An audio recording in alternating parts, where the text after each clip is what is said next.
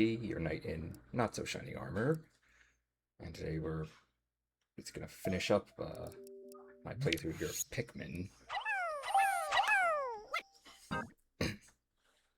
After a bit of a rough one last time, hopefully I can pull it together here. And if you hear noises if you hear other noises, just disregard that. That's my family upstairs doing stuff.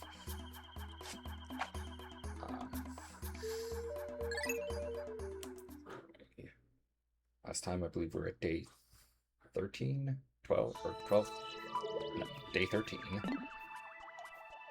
And I have here a file at day 30 to show off something that we'll see later. Now let's go back here to day 13. Back to the distant spring.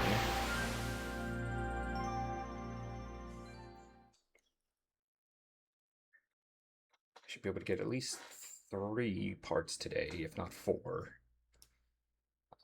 Mainly because I did a lot of setting up last day or on day 12, I did a lot of setting up for bringing a bunch of parts over.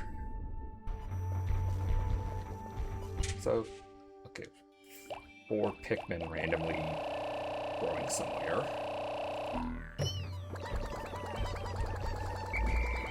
Let's bring out all the blue guys.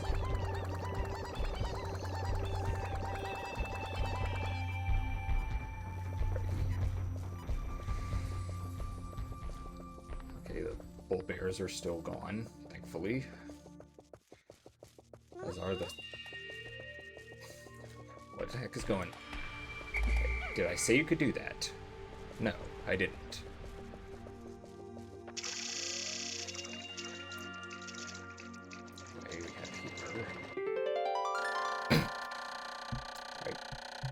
I found the gluon drive.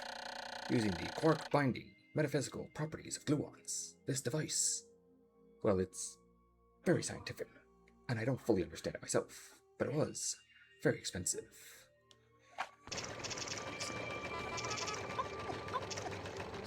50 Pikmin to carry this beast.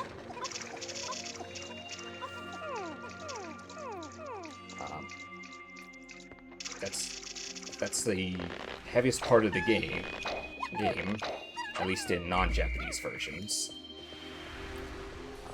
If you ever hear of something called a 50 Pikmin run, that's why, because you need 50 to carry that. And I don't have enough, but shoot over the wall.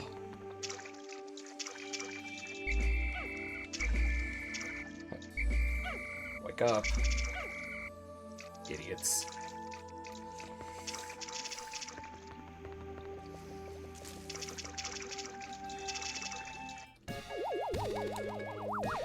Brought that back. Hey, now my ship doesn't look as naked anymore. Gluon drive.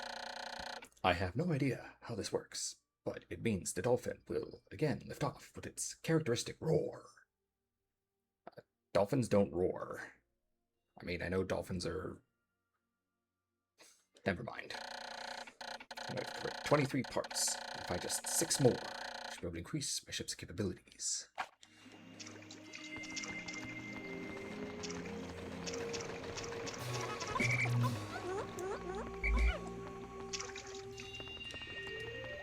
And we're 1 short. Shouldn't be surprised, really. There's something about that wall soon. In fact, I think I have to if I'm going to get those other parts. Okay, so some of the blue guys are going to roll in. And now finally the yellows get to do some stuff. Once the blue guys go back in.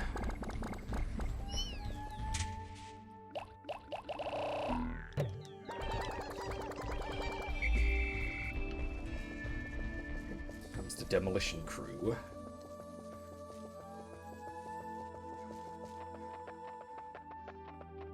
here for some bomb rocks.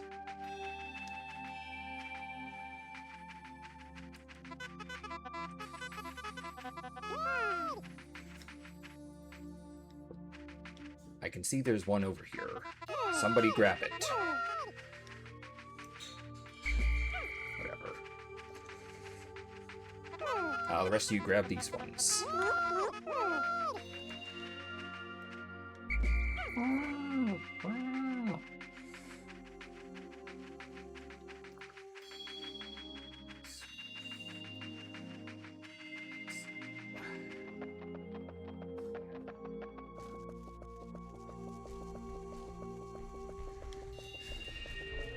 Got some buds here, they're slow.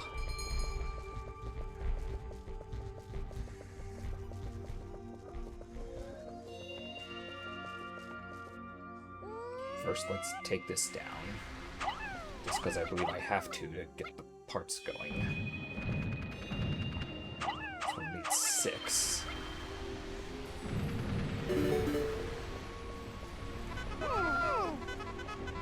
More bomb rocks here.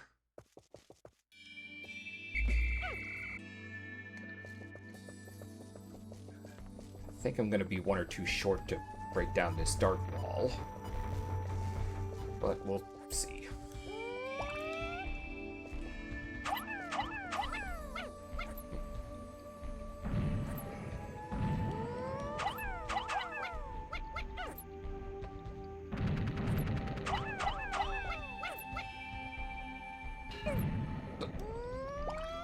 And he go boom.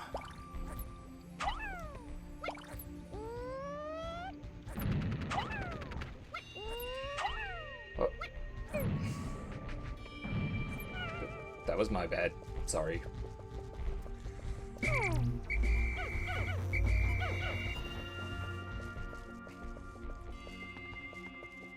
so I'm gonna have to wait till...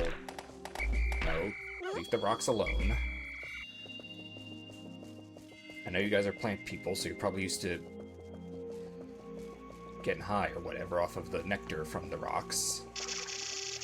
But we don't have time for that.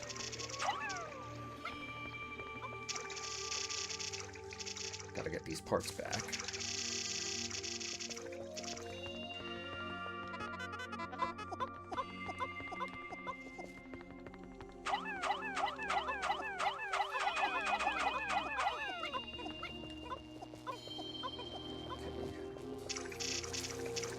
This asshole.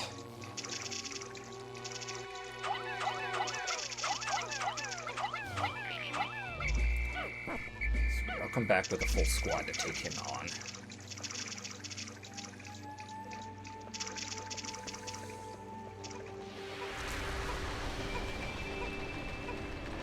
Meantime, I gotta go back and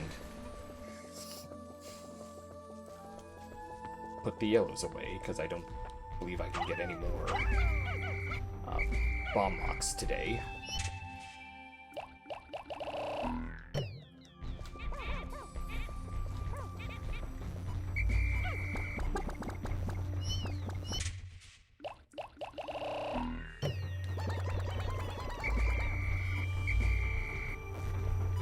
Oh, 99.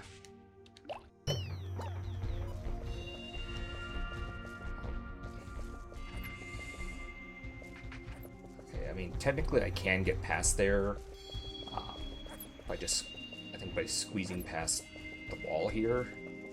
Yeah. Unfortunately, I have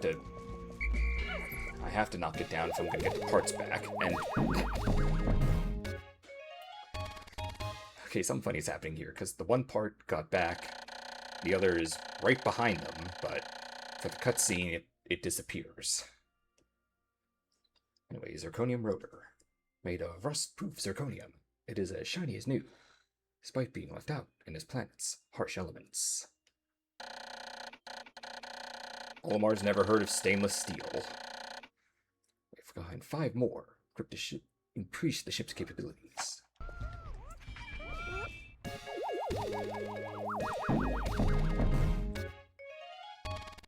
We got the couch cushion back. The pilot's seat. Picturing this in the cockpit, Images of me lifting off into space begin to fill my taxed brain. It fills me with inspiration, once again. I've recovered 25 parts. Find 4 more to increase my ship's capabilities.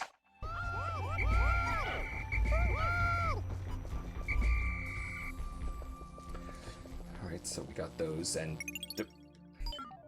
I see this asshole.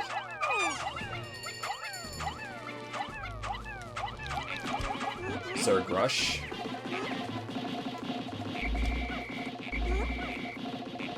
Come on. I just gotta... Okay, get... Hold still and let me get my Pikmin on you.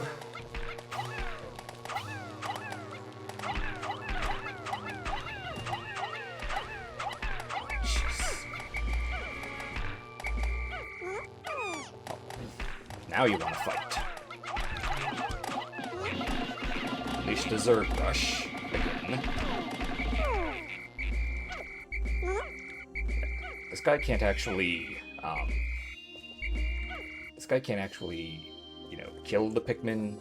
He just picks them up, tosses them in the ground somewhere, and just more annoying than anything having to go pick them back up. More of this splishy splash. I promise there's more to this place than just water. There's just a lot of it. Okay, get these water dumbbells.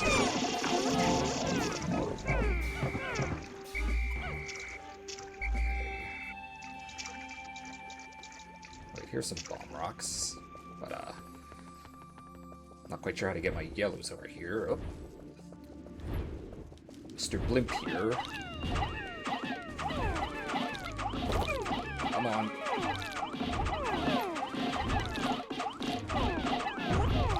And Zerg Rush.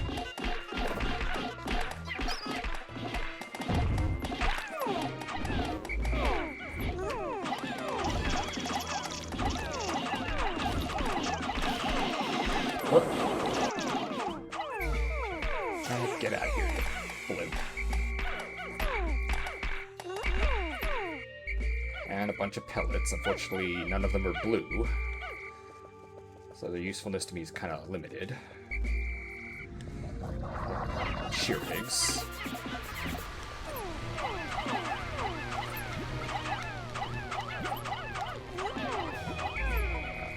Don't carry it back yet. Okay, just put a few on it. So I see a few stragglers over here. And this guy randomly planted in the ground. Let me check the radar here. Okay, we got one guy over there and one planted in the ground. Good. 4 shearwigs. Never mind. Instead, let's see if I can't get these guys at least started on this stair thing.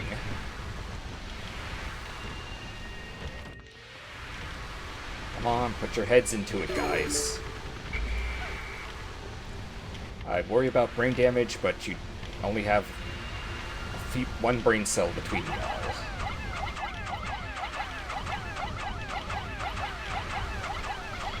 You can see Big Boy up there. Yeah, he's back from the Forest of Hope. Last time we had the option to ignore him and just take the part. But this time he has a part in him, so we have to fight him.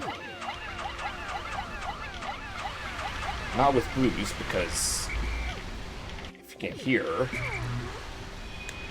fire is not only very hot, but very loud. And I had enough trouble trying to keep Pikmin from burning last time. But there's still other parts we can get over here.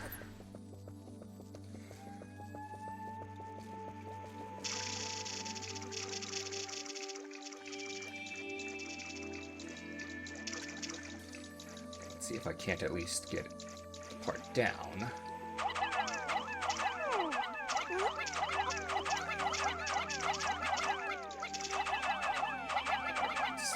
Do it the intended way.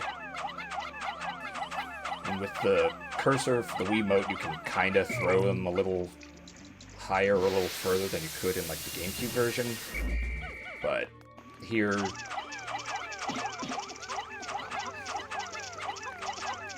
never mind, I'm just gonna have them carry this part down.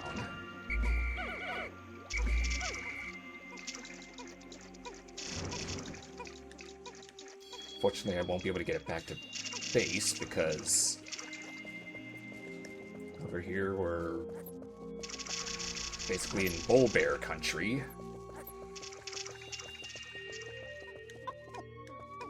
Also, there's the stone wall that I didn't fully break down yet, so I have to do that first, otherwise the Pikmin will just be stuck in limbo. Anyway, I found my #2 Ionium Jet. It's easy on the eyes, and its fuel efficiency is easy on the budget.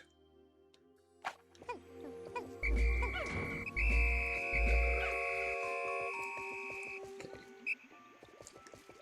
Now, even though we're not getting it back to the ship, the part will stay there. So we don't really have to worry about it going back to where it was supposed to go. Or back where we found it. There's a little puzzle here, but I don't really have the time to go do it.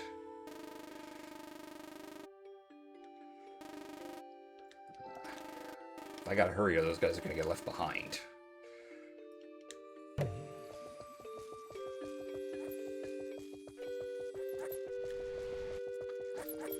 I think we're just gonna ignore the bull bears for now.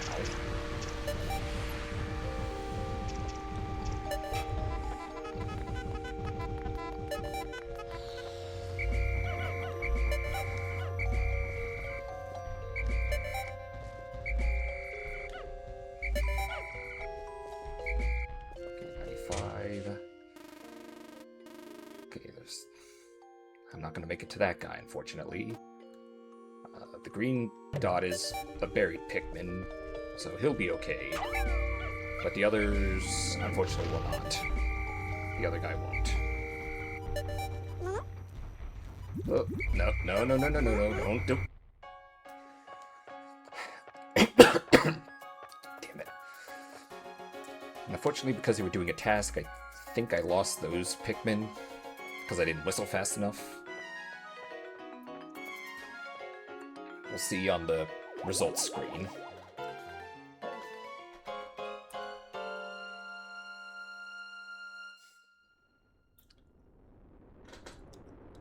Yeah, it only shows one, but the screen will show more. Chomp.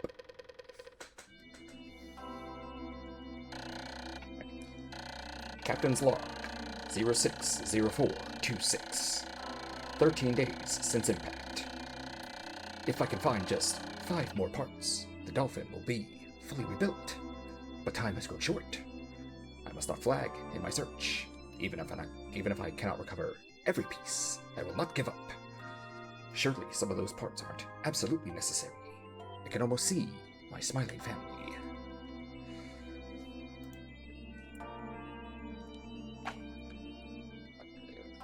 So 4 lost in battle and only 1 left behind.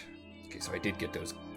Either I did actually whistle in time, or the grass counts as being in the base area, which means they just automatically go back to it.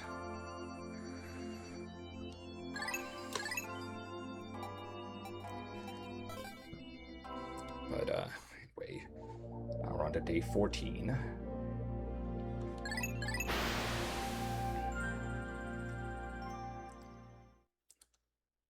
We're not completely done with the water yet, but this one's going to be more on dry land. So we don't need as many blues Though we're still going to need a couple to get those couple parts over there. First, let's get 15 of these guys out.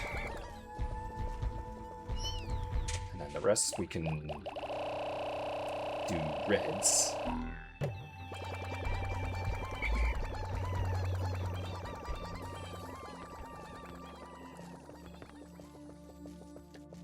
Okay, thankfully the bomb rocks respawn every day. So... But to break down that wall, I think I only need one more. The exact number varies for these walls. The light ones usually take 3, sometimes 6. These dark ones usually are 9.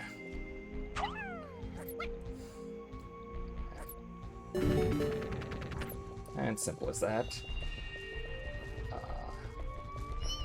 Let me just put the blue, let me put the yellows back so they drop their bomb rocks. Because I don't want to risk accidentally blowing up my squad here. So we'll get those 15 back.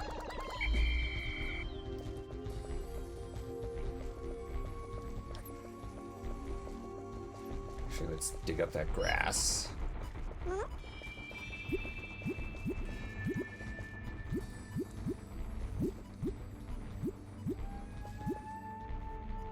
Come on. I know this... Yeah, fortunately, sometimes you don't get anything. It's random. Oh. Here we go.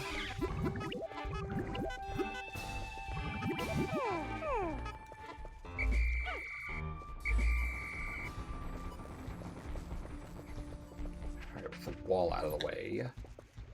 Let's grab our red team. Fortunately, we got the Puffy Blowhog and the Bull Bears. Sounds like a band from the 70s.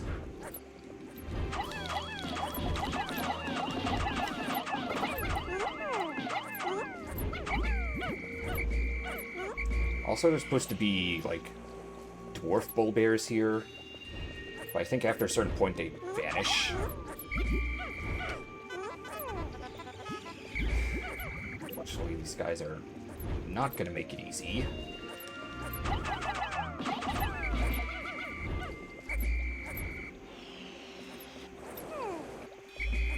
Especially since his ass is facing the water, but Zerg Rush. Come on. No, no, no, no, no, no, no, no, no, no, no. That's not how the Zerg Rush is supposed to work.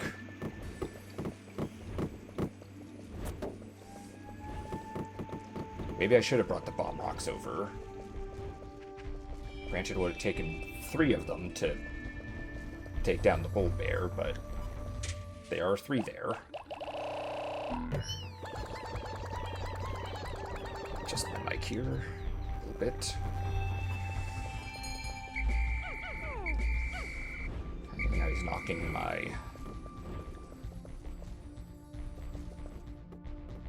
Okay, go back to your spot. Go back to sleep.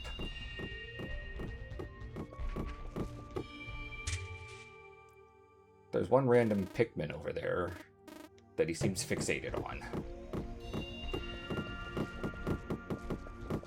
And now he's coming over here.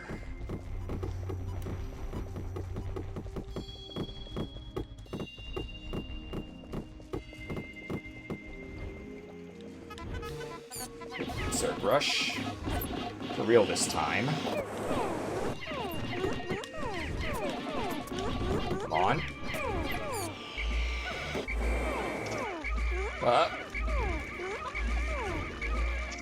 And we're losing a lot of Pikmin here.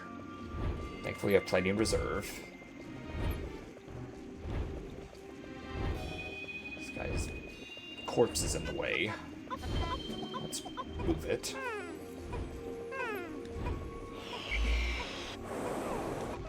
Let's assimilate him into the Borg.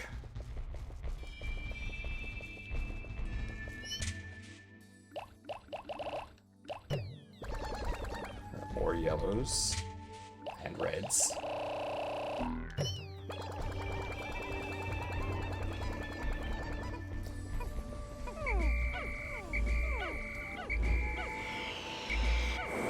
Okay, quit blowing my guys.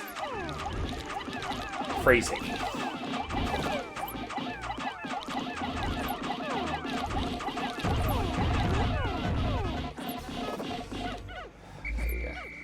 I know that one guy drowned, unfortunately. But thankfully the blowhog drops a bunch of pellets, so...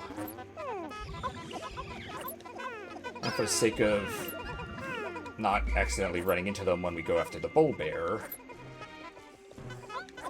let's take them back.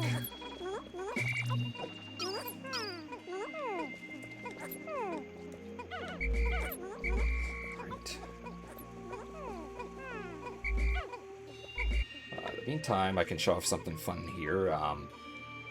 If you press the 2 button, Olimar lies down, and then the Pikmin can actually carry him over to the onion.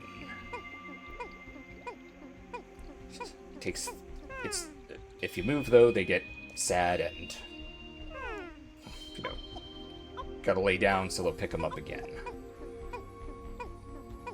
Just a reminder, it takes 3 Pikmin to bring up a baby Bulborb, but 4 to lift Olimar. I was probably like, why didn't somebody tell me my ass was so big?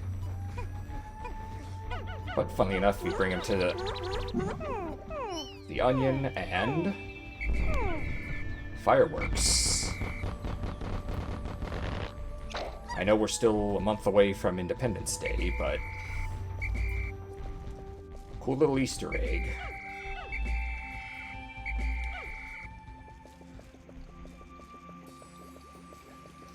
And this guy has his ass next to the wall.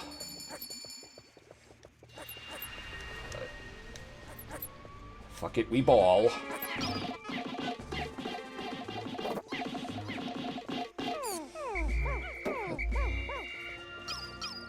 My Pikmin keep getting crushed.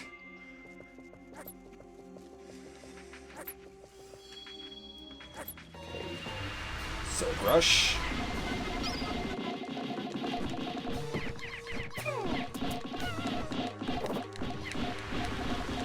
Come on. I don't recall ever having this many Pikmin get crushed before.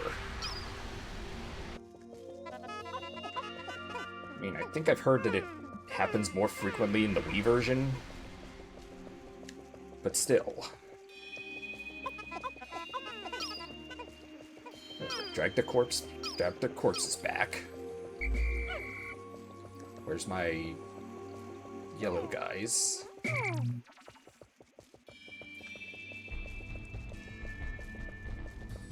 know it doesn't make sense to, bring them into a fight, but I need them because there's a ship part over here that I need their help to reach.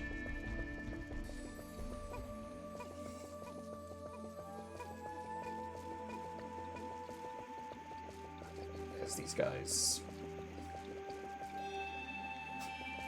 Funny how sometimes one of them will sit there and do like that pose of, draw me like one of your French girls, or whatever, from like that scene in Titanic where Leo DiCaprio paints Kate Blanchett naked. They make that pose for some reason.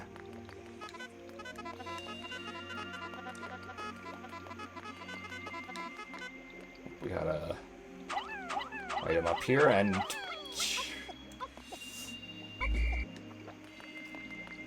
I messed up. Now I need mess up further. We have to build that stick up.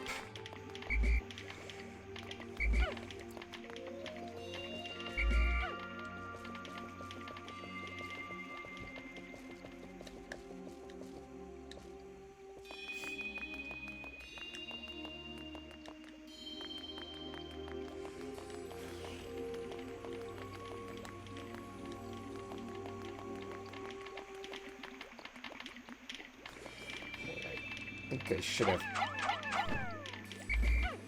I should have just enough here.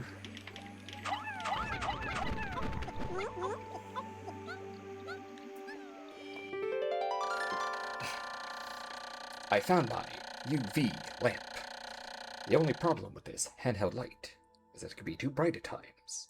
I have to remember to wear my sun visor whenever I look into it. And of course I'm one short. Why wouldn't I be one short? That's how these games work.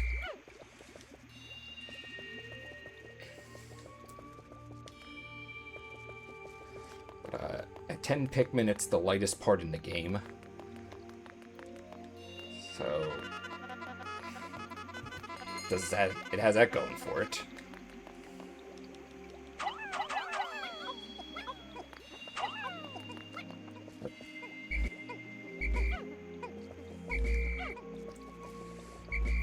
Get over here, guys. And don't fall in the water.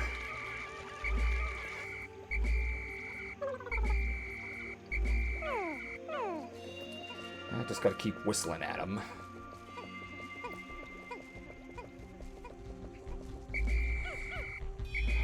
Great, and because I wasn't paying attention, I gotta pluck these guys.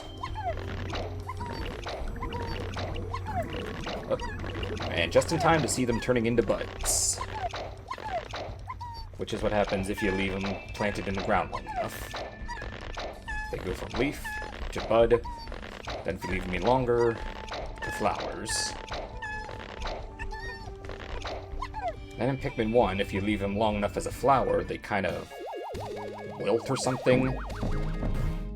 But eventually will resprout as a leaf. A UV lamp. This handy light is great for tanning, but it doesn't seem to have any relation to the dolphin's flight capabilities. I doubt that it will affect my escape from this planet. Perhaps there are other parts like this as well. Yet the UV lamp is an optional part. The game doesn't necessarily do a good job of explaining which parts are optional, which ones aren't. But we'll go over that once we've got the entire list. And I've covered 26 parts. I find 3 more. I can increase my ship's capabilities.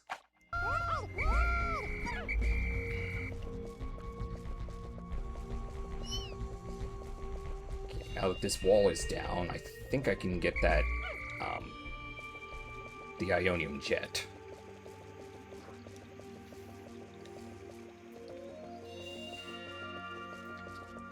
Yeah, see, it's still here. Thankfully, it didn't reset.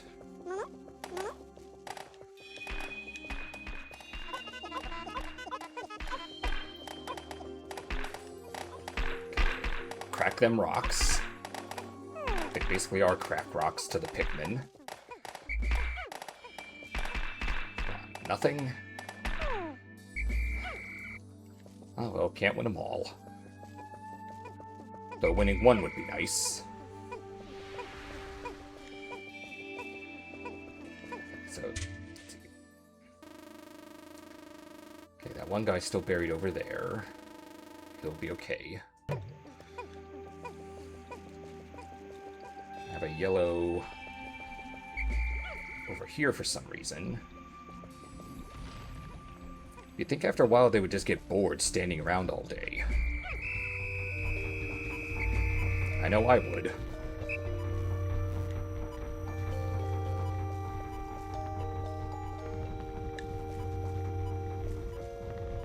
Okay, I think I plucked the grass that was over here. Let's grab the rocks here and hopefully get at least one blob of nectar.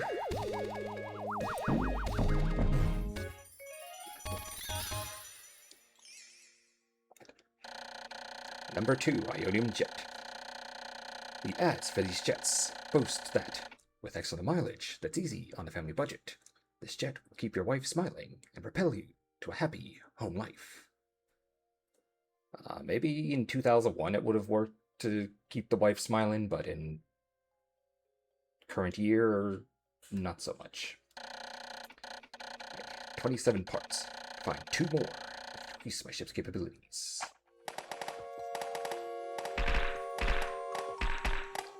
Okay, I'll take that nectar.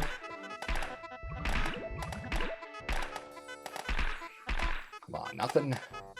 Nothing else. Alright.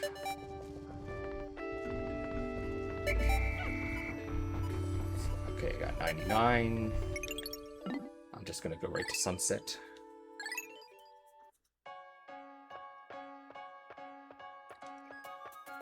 See my little carrot army. Though in the beta version, or early in development, they were all black, like ants. And they had different sizes and shapes. So some would be tall and lanky, others would be chonky. But eventually they're like, this is boring. Or this isn't imaginative. Because they just look like ants. I mean, I know Sim Ant was a thing back in the 90s, but... Anyway, 14 days since impact. The Pikmin always carry their prey. Back to the onions. Close observation indicates that taking food pellets to onions of the same color results in the release of larger numbers of Pikmin seeds. I've also found ways to group Pikmin by color. I can hold A to grab one, then press B to swap it out. Or I can press A to grab one for a moment, or press C to dismiss them into light-colored groups. I know that sounds, reading all that, it sounds kind of racist, but each group has its own purpose that it can do. Anyway, 59 sprouted, 115 lost in battle. I will say about 50 of those are not my fault. They got crushed and fell into the void. At least X-Death will get a new army. But yeah, red Pikmin, not stonks today.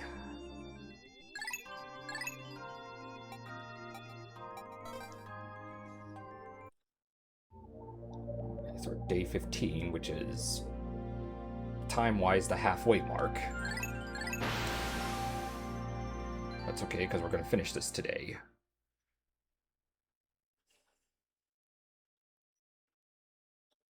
Back to Distant Spring.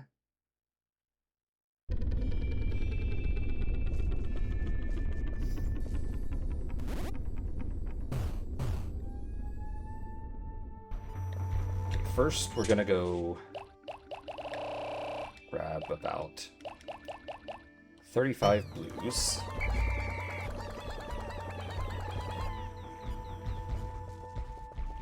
Okay. Yeah, all those Pikmin getting crushed left a bunch of seeds over here.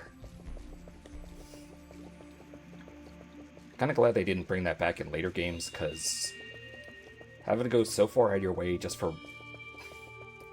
Get up, dumbass. Anyway, going that far out of your way just for 1 or 2 Pikmin is really not worth it.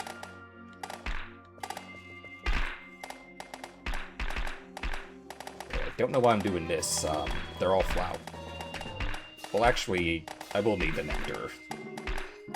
Because we're showing this puzzle here.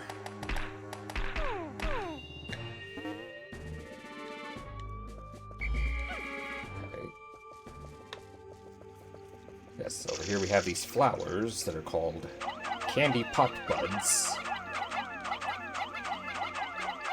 They're not utilized too often, but we can... There is a little puzzle here. Because over there is a ship part that only the yellows can reach, but the yellows can't swim. So we throw them into this flower in batches of 10. And voila, the blues are now yellow. I believe this works up to... I believe we can do up to 50 total. At which point the candy pop bud will wilt.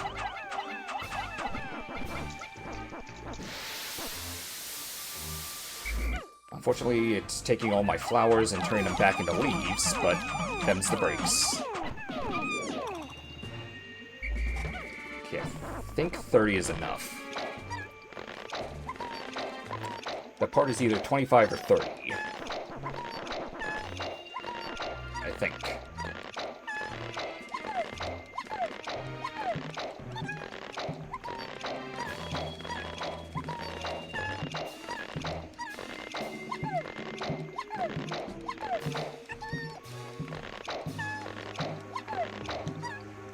Okay, and now we have to... Oh. Get all my Pikmin back under my control. Oh! One little fella's drowning, but... Just gotta... Come on! You guys have hands. That one little guy didn't make it, unfortunately. F. What? Get over here. No, wait, that's not how you're supposed to say it. Say, get over here!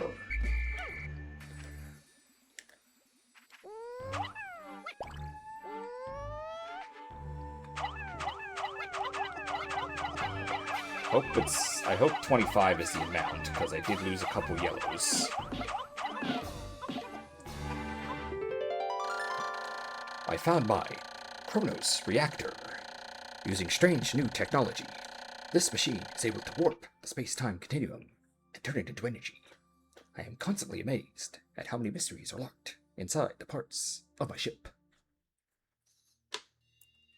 Yeah, this could kind of help explain the continuity errors or something, because with Pikmin 4, that kind of threw off the Pikmin timeline in a sense.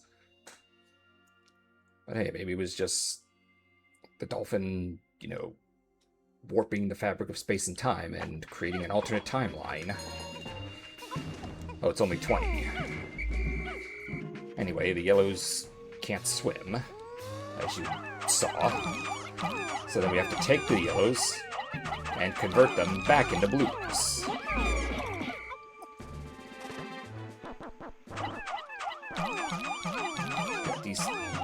These things are kind of underutilized in this game. This is really the only part where you have to use them. And even then, if you're a pro with throwing your Pikmin, you could probably do it without using the candy pop bud. But we'll see.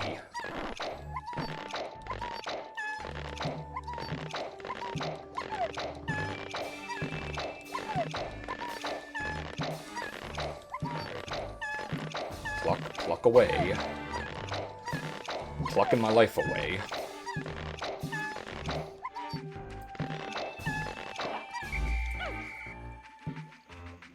Well, funnily enough, in the beta, there was a way where you just blow the whistle and Pikmin would come out of the ground.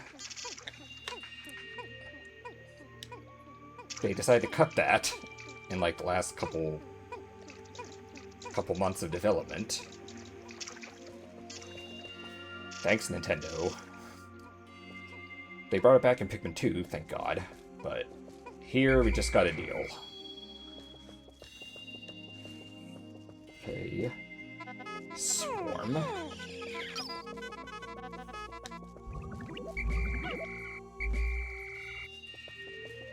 Alright, you guys can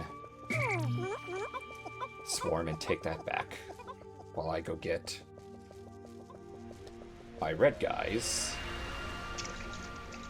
as we're gonna go take on the armored cannon beetle, or big boy as I call him.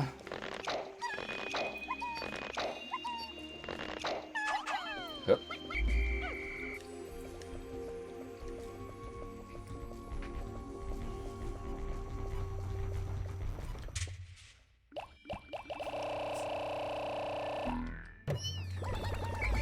Probably way more than I need, but YOLO as the... Does anyone still say that anymore? remember hearing that for the first time, initially thinking it was kind of dumb. Now I find myself saying it at times. I think the Zoomers have moved on to fuck it, we ball. Which I think means the same thing, essentially.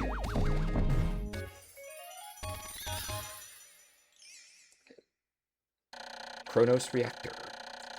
This reactor changes permutations in the space-time continuum into pure energy. Basically, it's like a big rubber band. Yeah, that's kind of how Star Trek worked. It would take something very complex, like explaining the space-time continuum, and put it into a very simple analogy, like a big rubber band. Wait, 28 parts. Find one more to increase the ship's capabilities. And that part is inside Big Boy.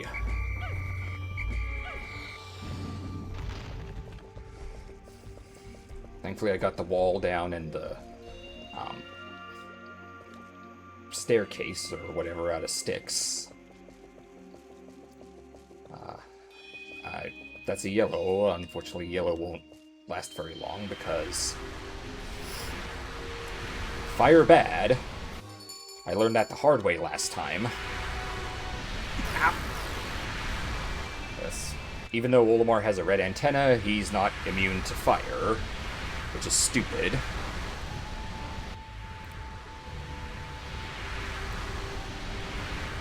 But now it's time to go. Grab the bull by the balls.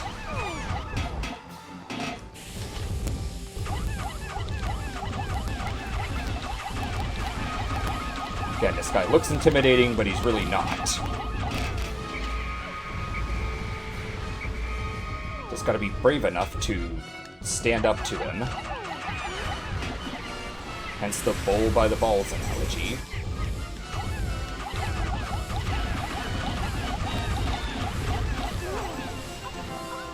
And he's down.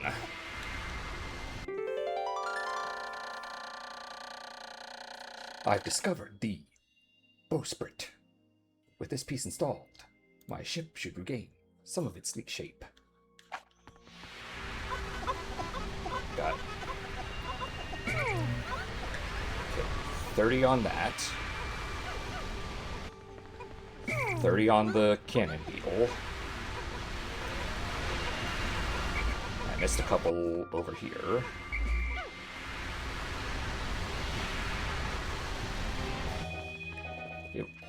It would be a yellow pellet that has to deal with fire, but no. I got burned last time, and technically this time. I'm not getting burned again. At least not this playthrough.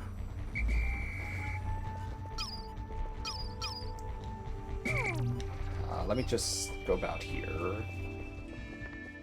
Okay, these guys are still gone. I think the bull bear over here God damn it.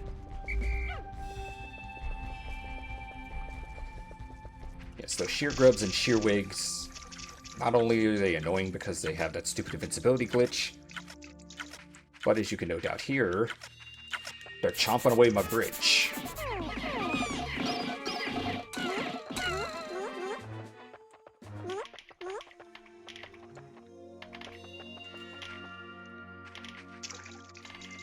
So I'm just gonna leave them to that, while those other guys stay in limbo.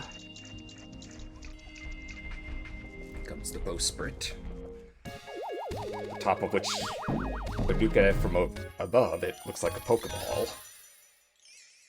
I gotta figure out how to hook up something on here that can play Pokemon. A bowsprit, the so-called face of the dolphin. In point of fact, I designed it. I've recovered 29 parts, increasing the dolphin's capabilities. Research can now cover a wider area.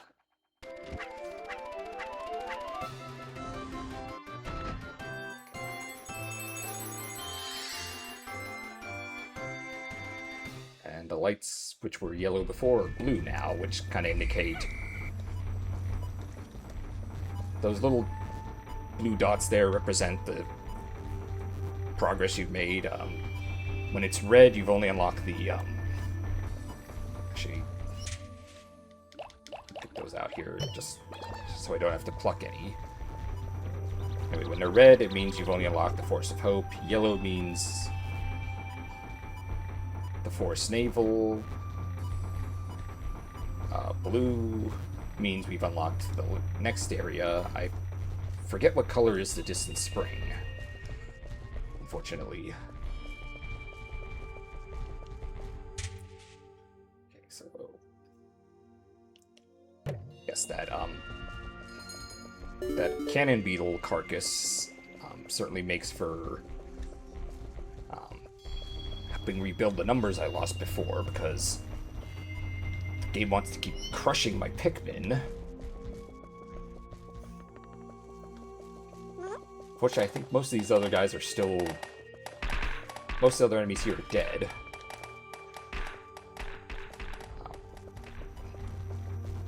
I think they should have come back by now, though. Again, I'm not quite sure what the specific mechanic is for how frequently the enemies respawn. I know in Pikmin 4 they pull some bullcrap where once they're dead, they stay dead.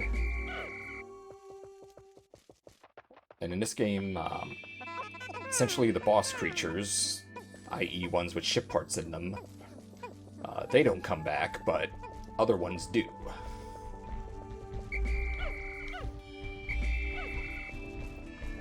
Okay, the guys over there. I think, there's grass here, or over there. Okay, let's just have those guys pull the grass out. And then we'll put back our guys here in order to see which ones we can get that aren't flowered, or flower up the ones we can flower.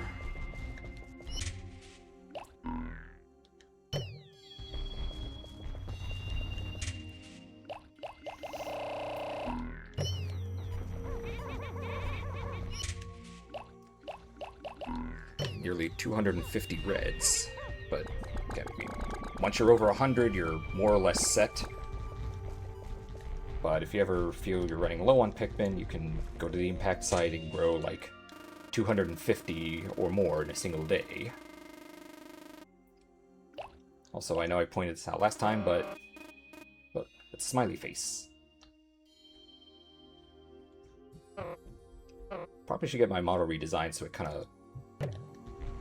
so the mouth and the eyes are a little more lively. I mean, the reason I kind of set up this way is I described it to the guy who made the model as a serious/stoic knight. Which, I mean, it does fit that part, so...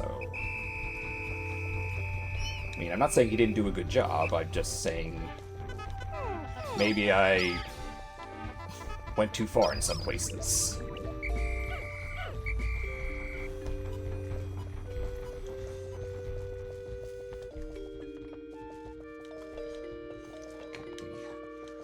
Swarm.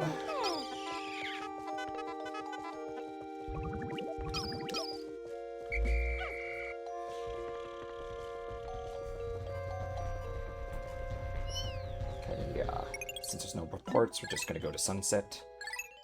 I know there was one Pikmin that was buried in the ground, and I think one other that I left behind. Who knows, maybe the blue guy will be planted so long he becomes an onion. I've heard that's a theory as to what the onion... in terms of what the onions are, besides just being, you know, the Pikmin... you know, besides just being the Pikmin home. Where they come from is apparently have been, like, maybe a Pikmin just ended up buried in the ground and just never got plucked. And over hundreds of years, it turned into an onion. 15 days since impact. At last! But a single part remains. Since I discovered 29 of the missing parts, the dolphin's power is near capacity. And 4 steps below, I see a region where the final part must lie. Clearly, this is my final trial. My life support fails in 15 days. Courage! Okay, so 62 sprouted, 4 lost in battle, 1 left behind. Yeah, kind of see there where the blues became yellows and yellows became blues. And then after yesterday being not stonks for the red Pikmin, they got the armored cannon carcass, which counts as 50 Pikmin, so stonks. Save here. And now we've unlocked the last area. Appropriately enough, the final trial, as Olimar said.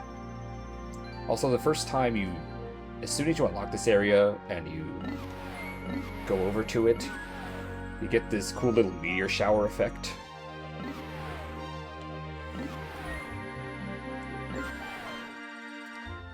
But let's land and see how we do. The final trial.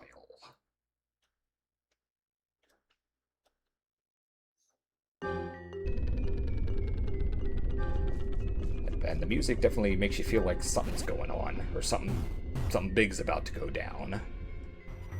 Which it is. We have red, yellow, and blue candy pop buds, if for whatever reason you're running low on a particular color. But first, this being the final trial, as it's called, basically counts as a test of your Pikmin knowledge, as you'll need all 3 Pikmin types to get to the area where the final boss is. So first we're going to grab these 80 blue Pikmin. I think I can... Okay, on this one I can climb up. The other I have to throw.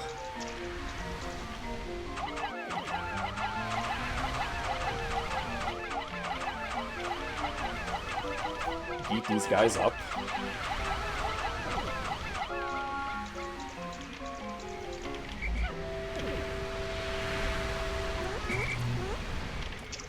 Okay, and while they work on that, I'm gonna grab some yellows. We don't need that many, but we'll go with 7. Over here, because that stone wall is in the way.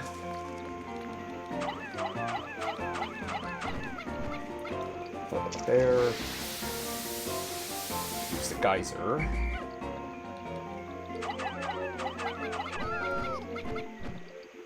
Grab these bomb rocks.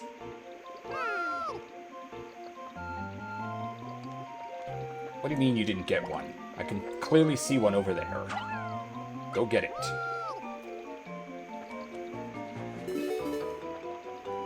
Okay, now this is a bit tricky because if they fall in the water, they will drop their bomb rocks, and then there's no way to get them back. Also, if you're playing on the GameCube version, you'll have to touch them individually. Thankfully, in the Wii version, we can just whistle and they won't drop their bombs. Okay, the blues finished, or these blues finished that one.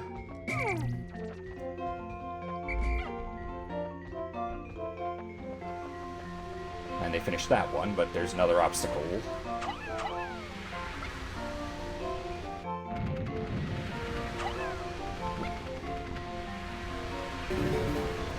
Okay, 3 bomb rocks, and it's down. No, you...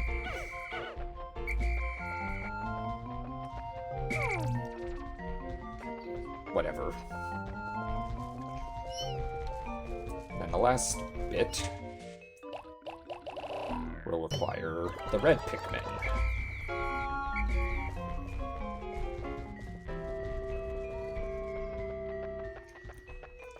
Here we basically have the highway to hell, more or less.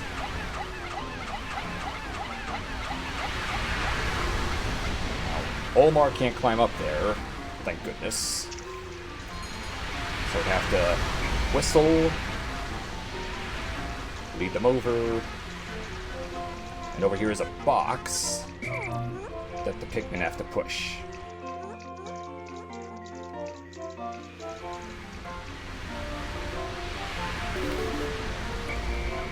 Okay. There's that obstacle out of the way.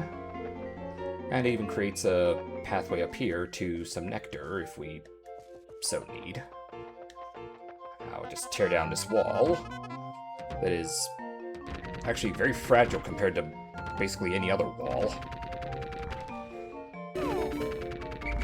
Yeah, see the little fanfare played before even getting to the third, before it dropped to the third level or whatever. Do that here as well.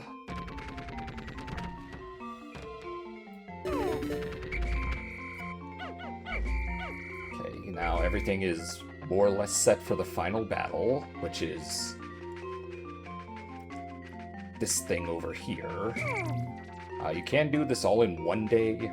I personally prefer to just, after everything's present and accounted for, to go straight to sunset and go in with a full day, just in case.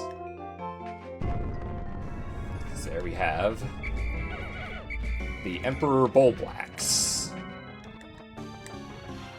the final boss. And yes, that tongue is basically a magnet for Pikmin. I think it's actually possible that if you go in with 100 Pikmin, leave him here and let him grab with his tongue, he can't actually scoop up all 100 Pikmin in a single gulp.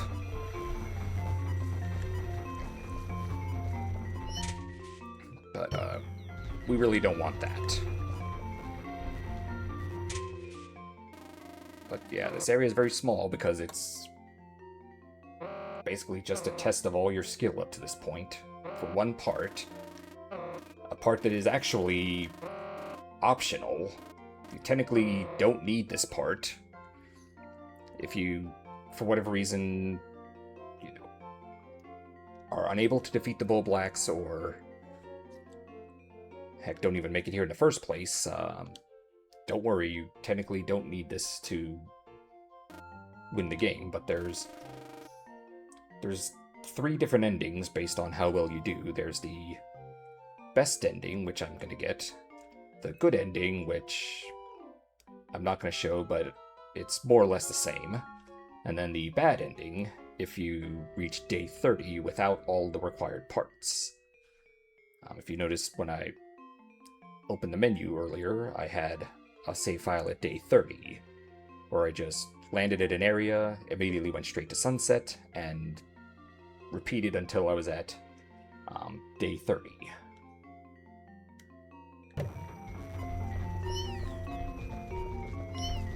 So with nothing else to really do here, we're going to go to sunset. Realistically, you should never do this, but when you have enough, once you understand the game enough, you kind of understand when to use it, when not to use it.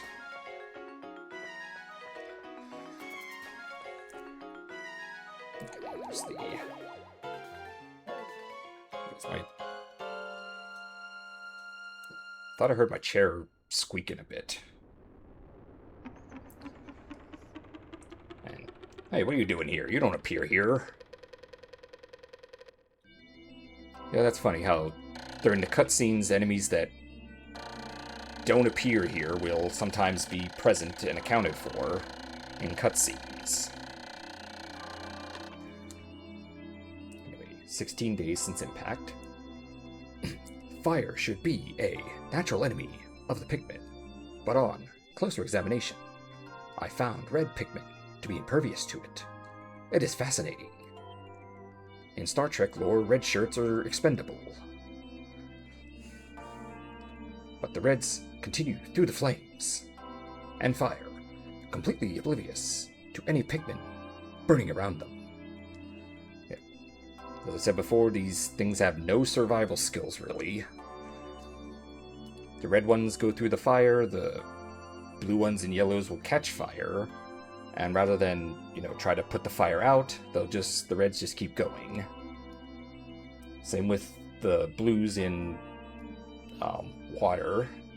Unless you throw them specifically at the Pikmin, they will just let them drown. But, okay, there's the Pikmin population, no change because we didn't grow any. We just set up for the final battle. So that means I completed this in 17 days. My other file said 16, so I almost did as well as I normally do. Again, I think the best I ever did was like 14 one time. I'm not entirely sure. Since I don't have a save file to reference, I don't know exactly if that's how it worked.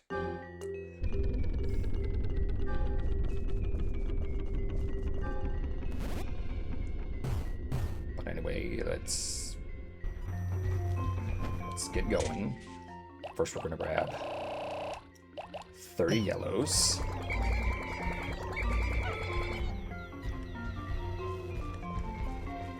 And the rest, we're going to grab reds.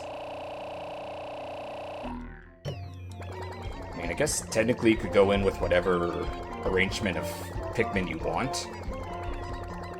But the red ones are better at combat, supposedly. So they're the ones who will be fighting this actual fight. Careful leading them across this bridge. Man, that fire is loud. I don't know, I listened to this on playback and the music and stuff doesn't sound as loud as it is coming through my headset. I don't know if it's my headset specifically that's doing that, because I'm listening through a headset, or if I've got the sound settings messed up in some way. That's why I kind of need people to show up and basically tell me if sound is too loud, too soft, if I need to speak up, because I know I tend to be soft-spoken.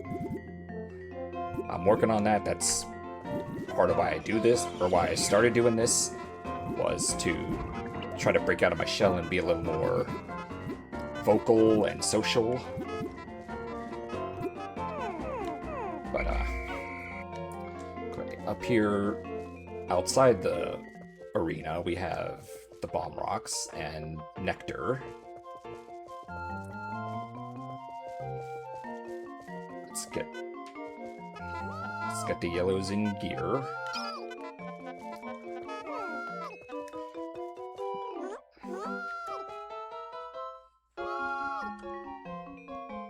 Yeah, there's a lot of bomb rocks in there. And over here. And I think there's one on the other side too, along with more nectar.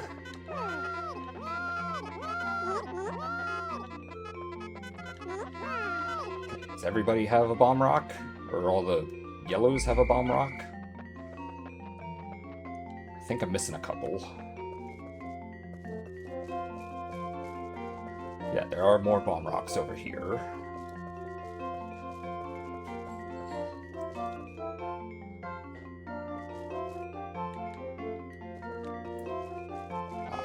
Nope, let's not lead them into the arena yet.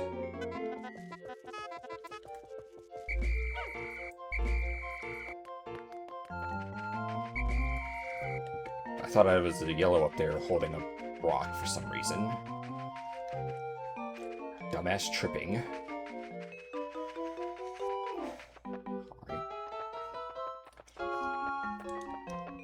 Because of how much damage this guy can do to wipe out your entire squad with one single gulp, we're going to leave the Pikmin up here.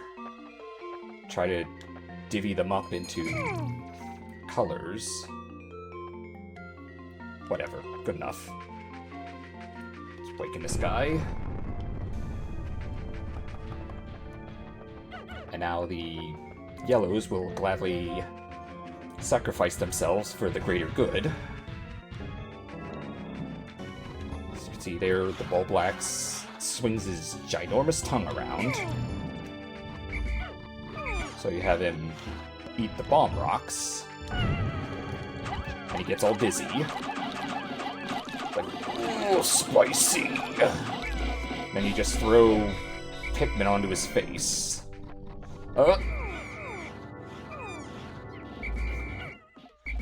And he also jumps and squishes the Pikmin.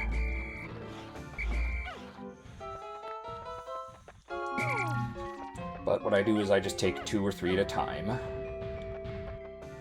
That red guy can go over there.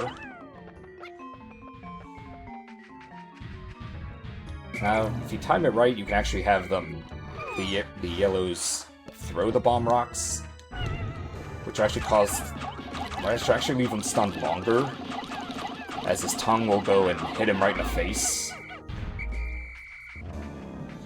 And when it does that, he stays stunned for much longer.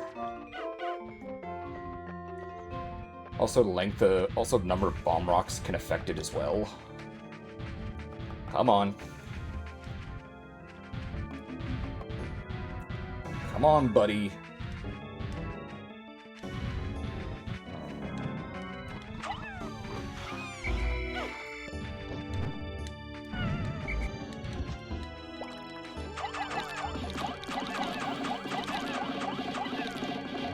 Oh, let's be careful.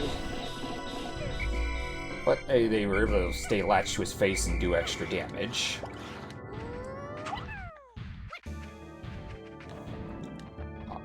Oh, yep, just like that. If you throw them, his tongue hits him in the face, and he'll stay stunned for a lot longer than normal. It's good.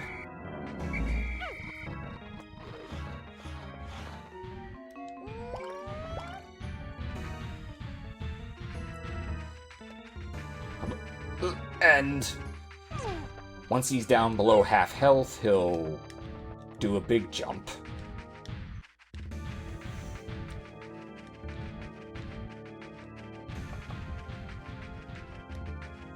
Kind of wises up to the strategy a bit.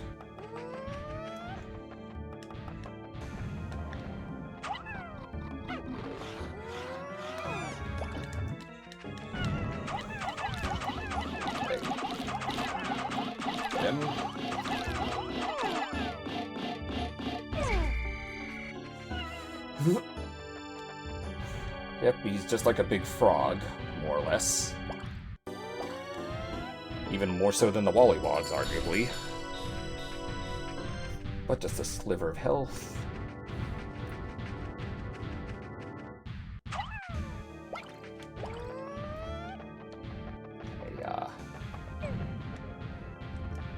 Okay, that didn't work.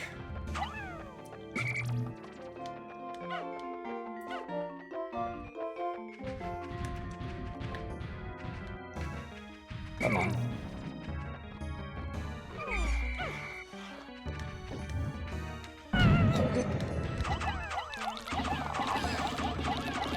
I think you learn at some point to not eat the stuff, but...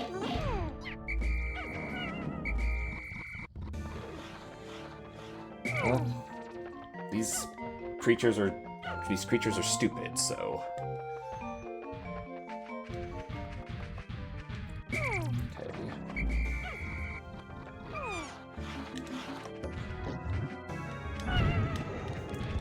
a little bit more. And he's dead. Or Actually, not dead. He just kind of like, I'll be back. And he drops a bunch of pellets because reasons. But yes, the last part, the piggy bank. At long last, I found the final part, my secret safe, and it's as full as ever. How glad I am that I persisted in my search without losing hope. Now I can leave this planet without any regrets. Maybe I'll even stop and pick up some souvenirs for my wife and kids back on planet Hakatate. Okay, now, fun fact here, in the Japanese version, this thing requires 85 Pikmin to lift. But in the North American, European versions, and I believe all Switch versions, it's only 40.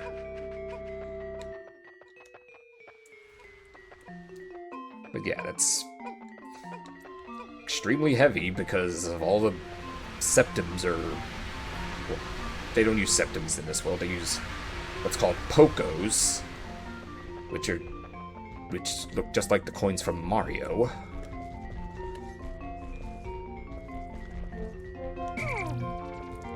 But here they come with the piggy bank. If we tap it here, secret safe, the final part. At last, I have found it. My most prized possession. I am so relieved. It's as heavy as ever. Does the wife know about this? I hope she doesn't. Because if she does, that thing's gonna be very light when you get back home.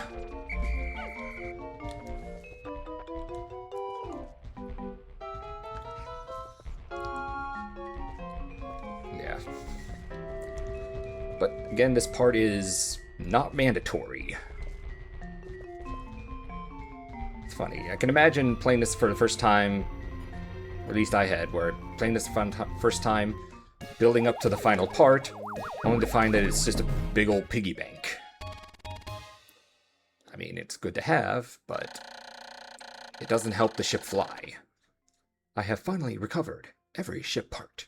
Now I can return home to Hakatate. Or Hokatate. I don't know how it's pronounced.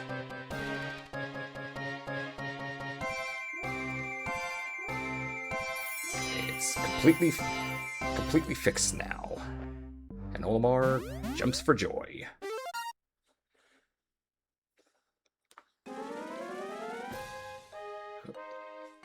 Soldiers, you've served me very well. But I must leave now. Where are you going? Bye-bye. It's here. Omar's just like, forget it.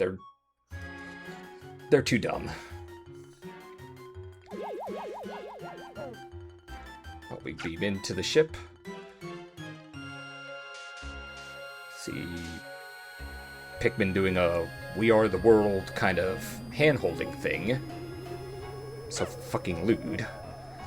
But, thanks to Olimar's leadership, the Pikmin now know how to fend for themselves. Taking on the big Bulborb. Give it 100 years or so, and they'll probably take over the entire planet. And what's this? We see a bunch of other colored onions. Colors we don't get. Some actually become colors for Pikmin in later games. I see a light blue one, which becomes the ice Pikmin. Pink, that becomes the winged Pikmin. The black ones would be rock Pikmin. The green would technically be glow Pikmin if they had an onion.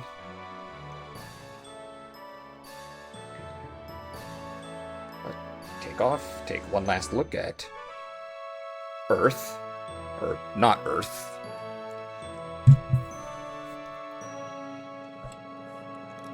I mean, this game never really gives the planet a name. But it's first game, it's implied to be Earth. Second game pretty much makes it pretty much spells out that it's Earth. And then in Pikmin 3, they give it the name PNF404, which is basically just those page not found errors you see online. But here's the final analysis. Second for total parts and days, Surviving Pikmin and Pikmin Lost. Total Pikmin ever sprouted, that's not based on, this playthrough, but that's a accumulation of all playthroughs. We have 5,127.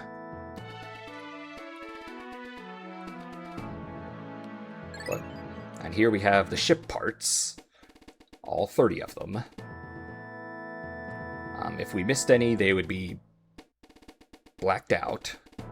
The parts in orange are the mandatory parts. The ones in blue are the optional ones. So the Nova Blaster, Space Float, Electronic Cock Ring, UV Lamp, and Secret Safe are optional.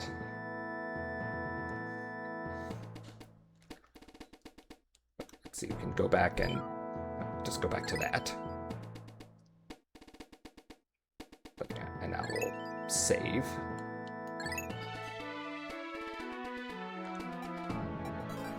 Save is complete. And now this is this was added in the Wii version. Because I believe it's going to go off of Wii Edition staff credits. Rest in peace, Mr. Iwata. Shigeru Miyamoto and Tezuka. Apparently, Tezuka recently announced that he's retiring from Nintendo.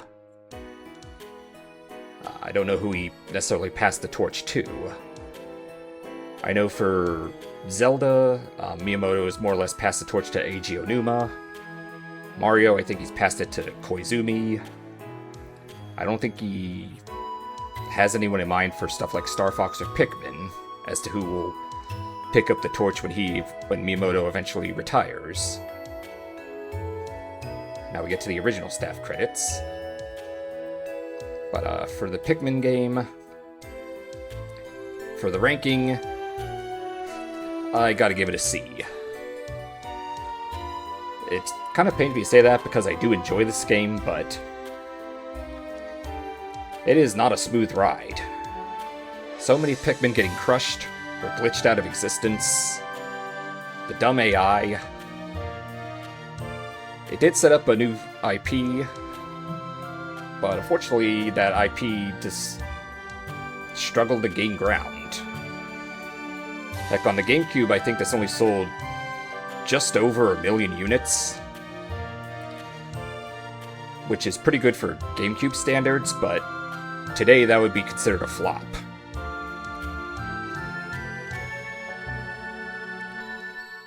But that's why we have things like the collections or whatever, where it's why we have where the first game in a series is often paired with the second game in a series.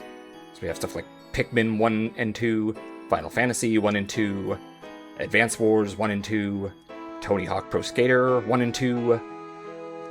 Because with video games, the first entry in a franchise usually can't stand on its own, whether too short, too jank, or a bit of both. Oh, and we have the enemy reel. Armored Cannon Beetle. This migrant lithopod has developed a stronger carapace than its relatives. The beady long legs. Funny thing is this, in the Wii version it has the background with the flowers falling, but the footage seen here is actually from like an earlier build of the game, because you see all kinds of enemies and items in places they don't appear in the actual game. Burring Snagret. The bluish hue of its feathers distinguishes it from the burring Snarrow, which, as of Pikmin 4, we still have not seen.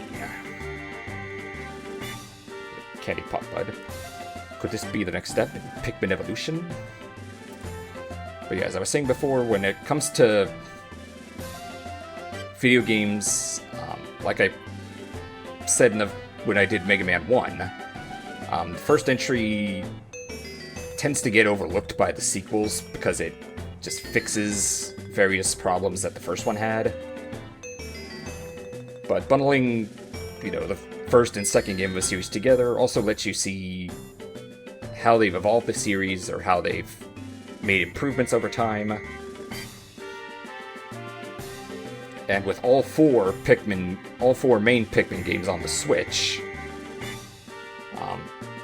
you can play the whole thing through and really see how it evolved over 25 years at this point. Oh, that's the swooping snitch bug. Now, this is going in alphabetical order, except for the swooping snitch bug. So I think it was originally it might have been called like the flying snatch bug or whatever. And then at the last second, they just switched it to swooping snitch bug.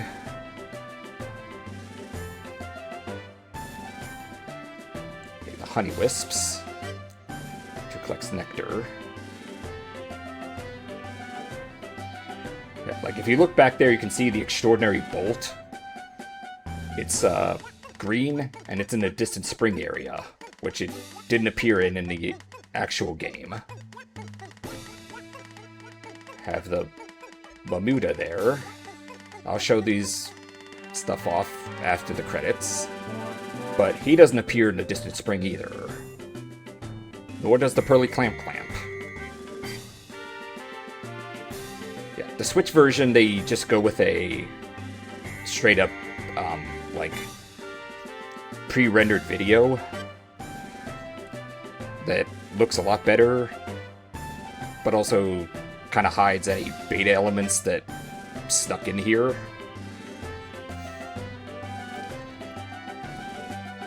But this game actually was one of the first ones to get me interested in looking into, like, beta or unused elements in a game.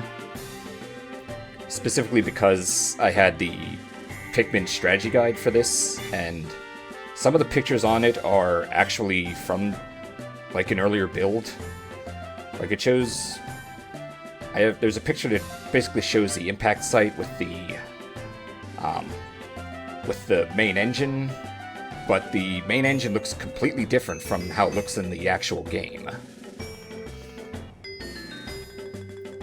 And I think in the manual it also says 85 Pikmin to get the to carry the secret safe, even though it's actually 40 in the final game. It was 85 in the Japanese version, like I said. But given this came out like 3 weeks before Christmas of 01, I imagine they probably just had to kind of rush it out the door, which might explain the lack of polish that you normally see on Nintendo games. They normally polish them up real nice, but this one, pretty jank. But the fact that it came out the same day as Smash Bros. Melee kind of meant no one was going to play this. Unless you were a weird kid like me. Also, that part does not appear there. That's where the anti-dioxin is supposed to be.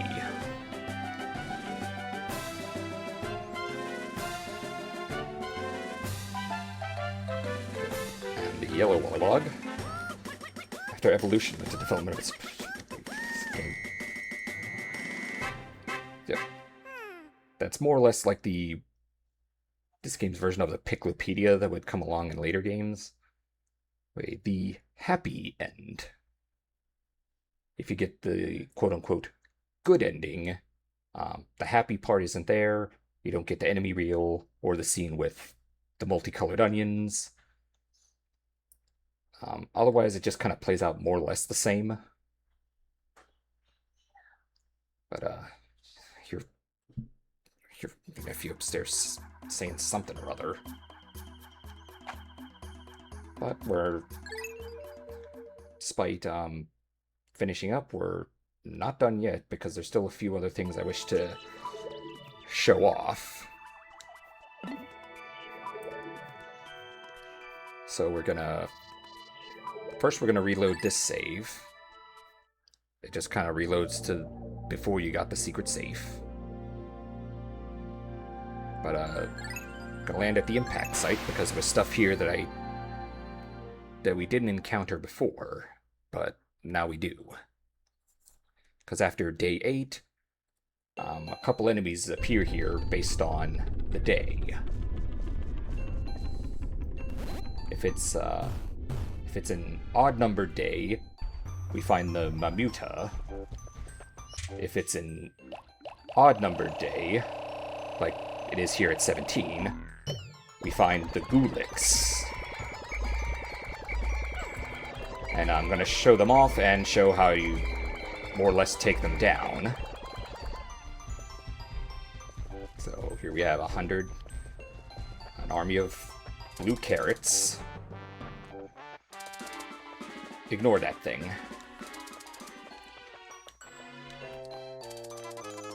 That thing's just a distraction. But yeah, wait, there's the Gulix.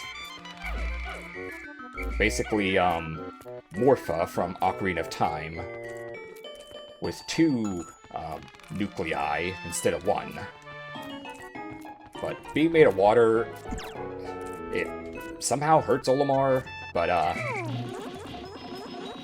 basically just dismiss your Pikmin and have it fall into the blue goo and have it pound on the 1 nucleus.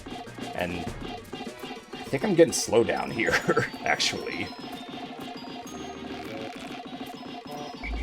I guess the 100 Pikmin, with so many pounding on that thing, and the Gulix stretching out, I guess it's just a little much to handle. Really, it's not a threat, because with blue Pikmin you can just sort of lead it around until it dies. Or you can throw a bunch of blue Pikmin on the 1 core, toss some blue Pikmin at this beige core, which causes the Gulix to kind of spaz out, but depending on how many Pikmin are on the other core, will do way more damage. Personally, I just do that if I ever fight the Gulix, because it's just simpler that way.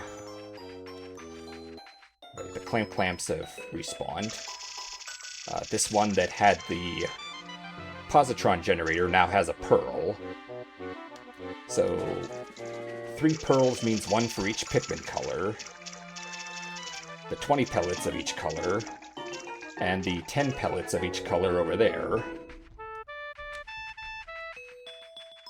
Plus whatever pellets the Gulix and Mamuta spawn out. It's not out of the realm of possibility to get 300 Pikmin in a single day here. But unfortunately, there's really just bragging rights in terms of fighting the Gulix. Now we're gonna go back a day.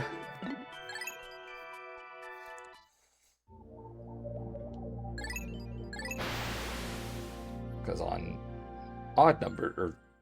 on even-numbered days, we have the Mamuta. A different enemy that, if you clear out the impact site early like I do, and then don't feel the need to come back here, you'll honestly go the entire game without ever running into either the Mamuta or the Gulix. Which, for the Gulix, is kind of fine, because it appears here, and then it never appears again. The closest we get is an enemy called the Foolix in Pikmin 4, which is just the Gulix under a different name. The Mamuta appears in Pikmin 2 and 4. It's not much. It's... Again, these enemies are more annoying rather than actually dangerous. But here we have the Butthead, aka the Mamuta. Now, funny thing is, this thing is actually passive. It's a passive enemy, so if you don't feel like fighting it, you can just walk past it. But we're gonna throw some Pikmin onto it.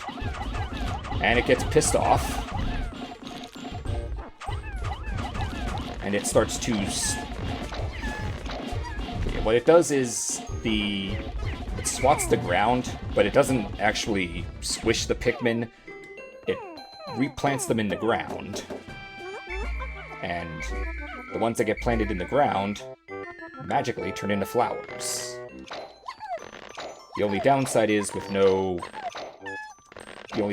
you have to manually pluck any that get planted. So if you come in with a large squad and a lot of them get planted into the ground, you're going to be here a while plucking them all. Anyway, this thing... 8 Pikmin to carry it. It spawns 7 seeds, I believe. Not that we're going to see that, but... Now we're going to go back to continue from a previous save.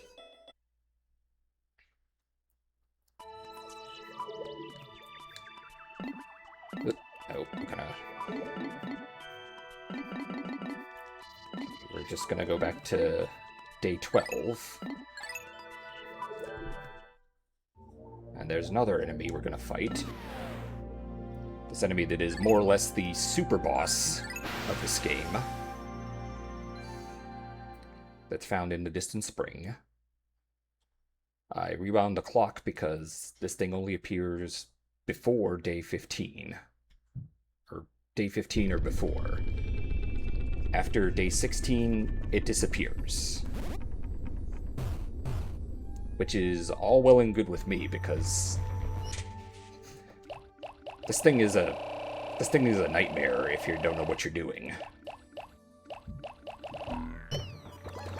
So I'm just gonna get out all the blue Pikmin because it's out in the water area. Okay, 99, close enough. Gonna head over to... Yeah, you can see kind of over here. Oh, nope, wrong. Yeah, it's located in this area. Which is why I need the blues to come over to it. It's that giant egg over here. Everybody accounted for? Okay. Let's throw some Pikmin onto this egg.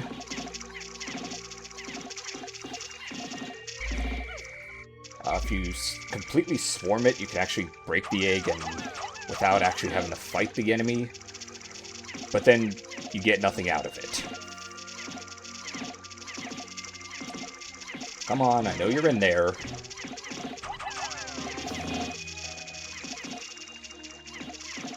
Don't make me a fucking liar. Oh. And there it is, the Smoky Prog. Behind it, it leaves a cloud of death. More specifically, some kind of funky poison cloud that immediately kills any Pikmin that it runs over. And unfortunately, we don't really have a way to... In this game, we don't have any way of avoiding it. So... You can see it kind of got lost there. Okay, it's letting out a roar, which what that does is uproots any Pikmin that are planted in the ground. I didn't need to do that. Olimar, I believe, is immune to the poison gas. It makes sense, he's in a suit after all. But the Pikmin are effectively boned. As you can see, it just walks around. And any other enemy that walks around would just be a nuisance. But that cloud will just obliterate everything.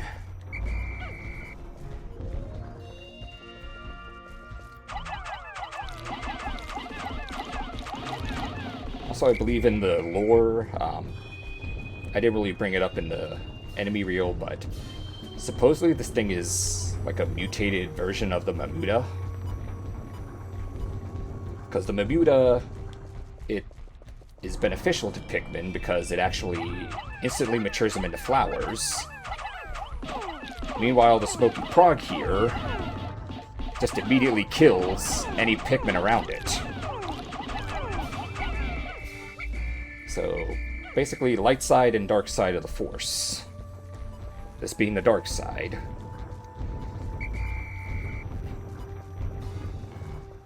Okay, Okay, now that it roared at all the onions, I think it's actively chasing me now. Let's see if we can't get it stuck under the onion. That's really the only time you kind of benefit, is if it gets stuck under the onion because it's trying to roar or whatever, bring them out. That's like your one chance to really attack it.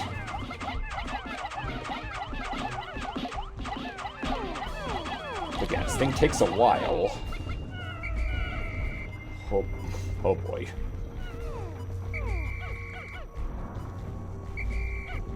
Should have played fight music for this thing.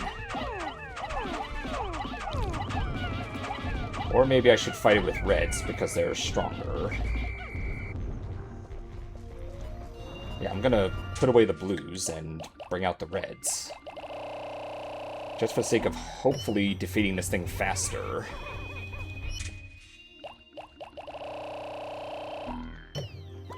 Okay, 45, that's good enough.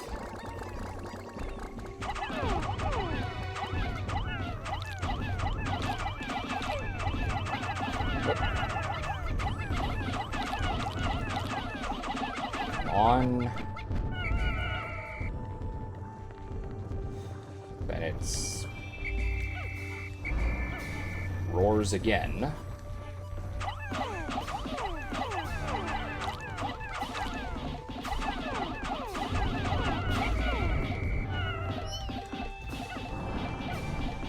Okay, get out of the way of the light so I can call the Pikmin down to kick your ass. Don't worry, we're gonna rewind time after this is all over. So these Pikmin will not stay dead.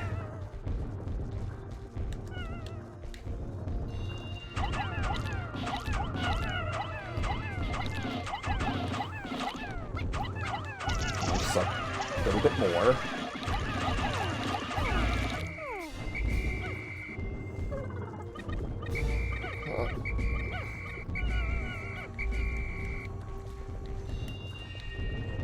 Yeah.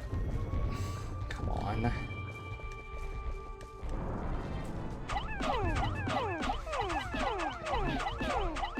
Latch onto it and start attacking. We defeated it, and it just vanishes until Pikmin 4. And when you defeat the Smoky Prog, aside from bragging rights, it leaves behind this golden pearl that is worth 100, yes, 100 Pikmin. Which is good because you're probably going to lose as many fighting this thing. Really, you don't want to... I just wouldn't bother. Unless you really want to challenge or whatever. But we're going to continue from previous save. Show off a couple other things that I feel like showing off.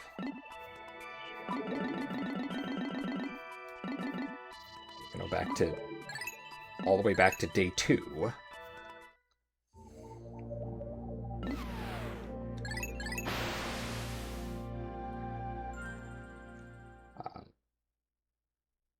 If you can't guess what I'm about to do, well, it's, gonna be pretty morbid. But I really want to show off as much as I can since this is the finale. Yeah, cat in the furnace.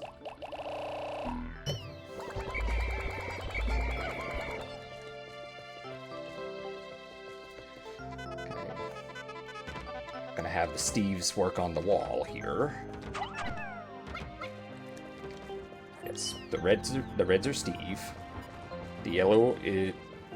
Well, the yellow's not here, but the yellows I called Bob. And the blues I called Mike. And I'm already thinking of names for the other Pikmin in the later games, even though I don't plan to do Pikmin 2 at this... I don't plan to do Pikmin 2 right away. And Pikmin 3 is a couple years away from hitting my mark of retro, which I consider retro to be 15 years and older. Pikmin 3 was 2013, I believe, so it would hit that mark in 2028. And Pikmin 4, well, that'll be retro around the time Pikmin 5 comes along, which is to say another 14, 15 years. But yeah, about to do something pretty morbid here. Leave my red guys into the water and just let them die. Heartless, I know. But when you have no Pikmin left... Oh no. Pikmin extinction. Which is effectively the closest thing to a game over in this game. If your Pikmin count drops to 0, the day will automatically end. And you get this very sad scene of Olimar going back to the ship. And a bit of dialogue here to show. Okay, he's supposed to have a dialogue about how the Pikmin have all died, and he's a terrible leader for letting it happen. He also wonders why the onion flies into orbit when there's no Pikmin left.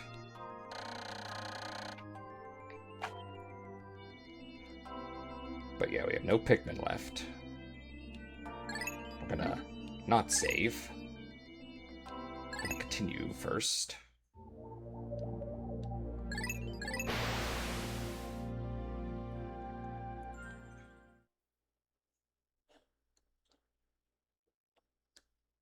Get to see what happens if all the Pikmin go extinct and you come back down with no Pikmin.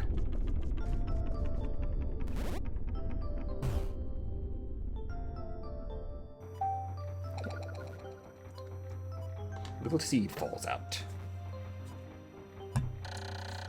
When the Pikmin become extinct, the onion releases a single seed. How does the onion know that the Pikmin have all been lost? I do not understand this mechanism, but I have no time to try to decipher its riddle. Olimar's Captain Kirk, not Batman. I must do all I can to protect the lone Pikmin, and, of course, I must prevent such an extinction from ever happening again. The Prime Directive commands it.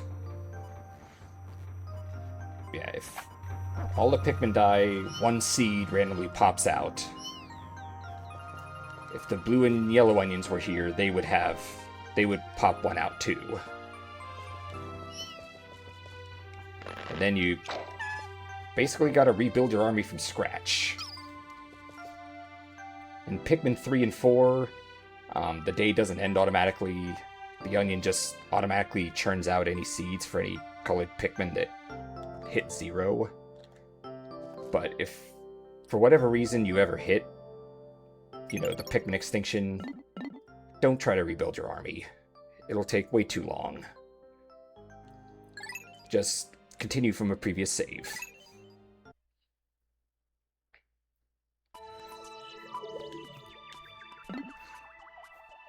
And we have another little cutscene I want to show off.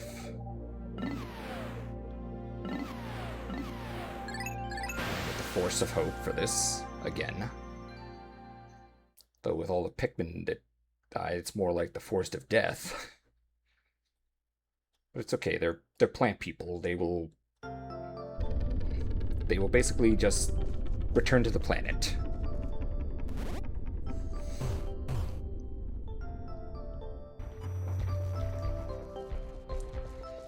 But we've seen what happens when all the Pikmin basically die, and... oh yeah, this asshole. After day 15, this guy hangs around here. But much like with the impact side, I try to finish this stuff up as early as possible so I don't have to deal with the likes of the Mamuda or the Gulix or the Snitchbug here. Ow! He's chomping on me. Funny enough, despite being the same size as a Pikmin, Olimar just gets chomped on and not swallowed. Plasticky. Oh. When his health goes into yellow, it starts to make noise.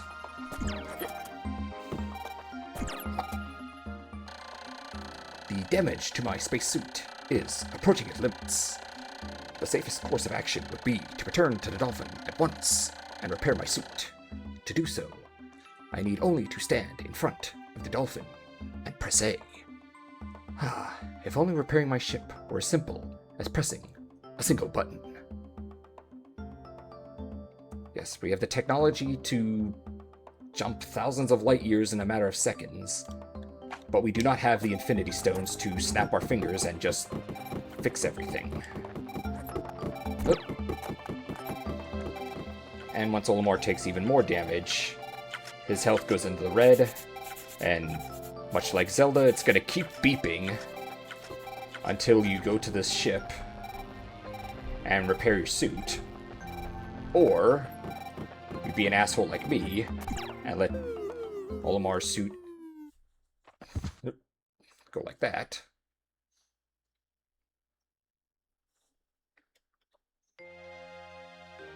Olimar is down.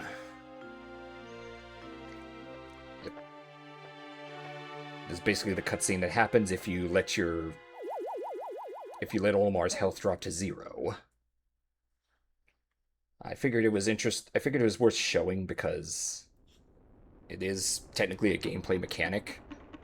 Because much like with the Pikmin extinction, the day immediately ends, and any Pikmin that Olimar has with him vanish, as he's about to explain here. I've been careless, sustaining damage beyond my spacesuit's limits. My crisis transport system saved me, but I lost all of the Pikmin I had with me. I must pay closer mind to my spacesuit damage meter in the bottom left corner of the screen. I can press A by the Dolphin to repair my suit. Yeah, even though I had no Pikmin with me because I did that on purpose just to show it off, but yeah, if I had 100 with me and that happened, it would say 100 left behind. But I'm not gonna have that much Pikmin blood on my hands. I got enough guilt in my life without having to worry about little carrot people, without having to worry about keeping little carrot people alive. But now we show off day 30. Meanwhile, in the let's see, ship's log. Yeah. Hey there, Sir Manderson. Yeah, Pikmin PTSD. When I first played this when I was 13, and when I did and got a Pikmin extinction, it really did kind of is like a punch to the heart for 13-year-old me. Fortunately, you can just rewind time, at least in the Wii version, or just not save or just turn the system off and reload from the previous save. But yeah, here's Olimar's Voyage log. Here's different things he says. Again, some of this stuff is like gameplay mechanics, like he showed with the damaged spacesuit. And there was supposed to be one for the Pikmin extinction, but I guess since that happened on day 2, and I didn't have the radar yet, that overrid the message. Because from what I gathered on the Pikmin wiki, there's like a whole bunch of different messages Olimar can write in his Voyage log, but you can't actually see all of them in a single playthrough. So if you just skip ahead day by day without doing anything, you get a bunch of random journal entries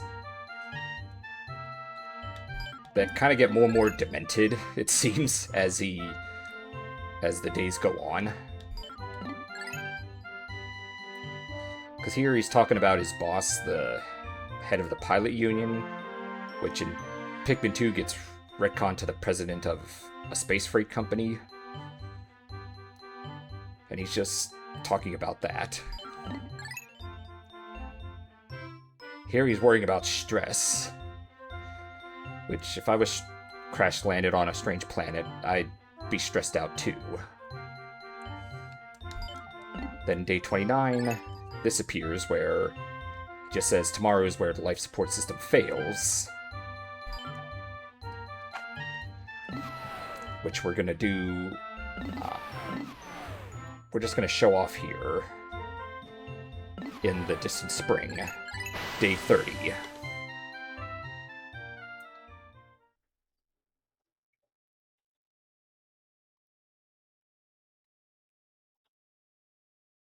Reload.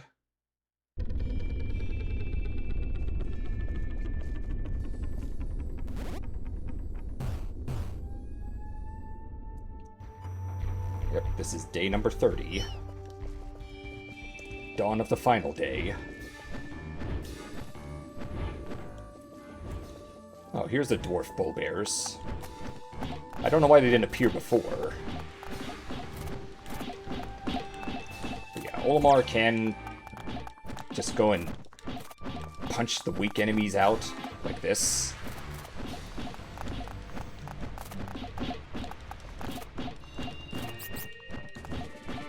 Fortunately, his punch is about as strong as a regular Pikmin attack. So having him go in Rambo style is not really viable.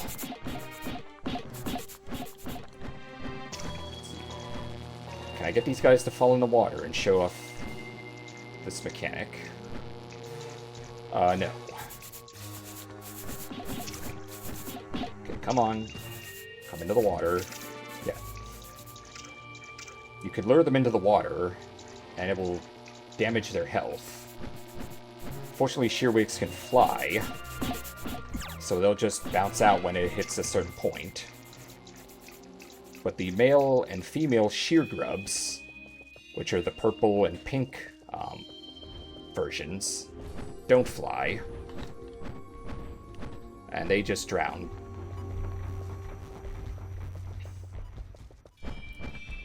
But here's the Wogpoles. See, these guys are fast as shit, so if you defeat them, they... Yes, Sir Vanderson, I'm purposely showing off these scenes here. I was earlier playing getting the last of the parts, and so I deliberately, ran the Pikmin into the water to show the Pikmin extinction, deliberately let Olimar get chomped to death to show the down cutscene, and for day 30, a special cutscene plays depending on how well you do with getting all the parts. Here I have only 22 parts. So by doing this, we're going to end up getting the bad ending. I showed off the best ending earlier. The good ending, if you for whatever reason can't beat the Emperor Bulblax or whatever. You'll have 29 parts, but you'll still get the good ending at least. Also here I'm just kind of wasting time attacking these wog poles, because they're fast as heck and they're going to grow up into the Wollywogs, who crush a lot of Pikmin in this game. So we're going to try to end the bloodline early by taking out the little tadpole versions. These guys, if you bring them to an onion, produce only one Pikmin. One. Not worth it at all.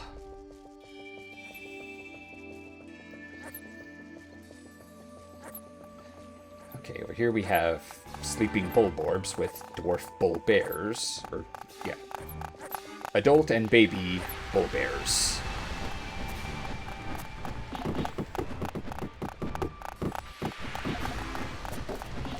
Yeah, and Olimar can punch out enemies, like I said, but bigger ones like these bull bears, you're going to be at it all day if you come here with just Olimar.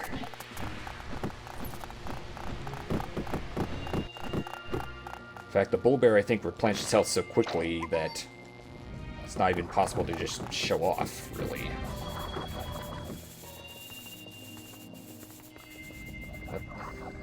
Yellow Wollywog.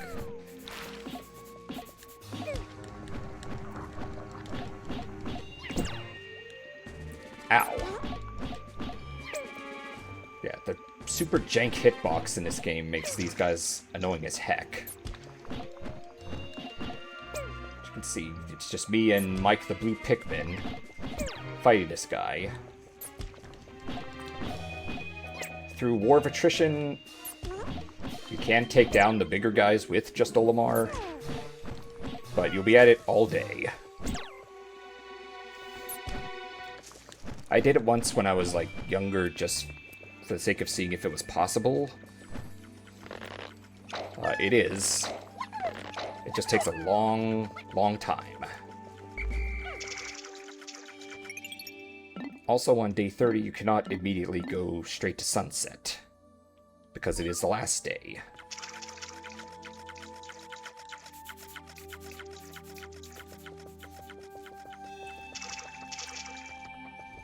But yeah, if anyone here, you know, stopped in just now and didn't see the earlier part of the stream, I do have a VOD channel on YouTube, where you'll be able to see not only the rest of this after I upload it, but also the other 2 parts to my Pikmin playthrough.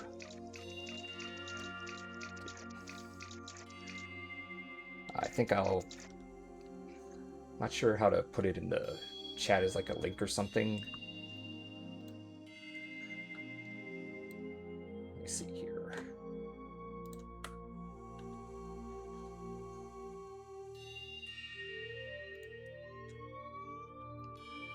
Yeah, that's the link to the for my VOD channel, where I have all the streams I've done up to this point. Yep. I also have a Discord server somewhere. I don't know how to get a link here.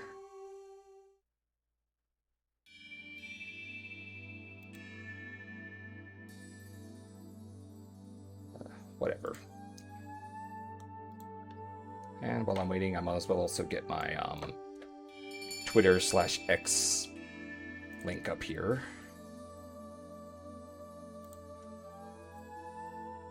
I don't care if it's supposed to be X, I still call it Twitter. Though I don't really use it all that much.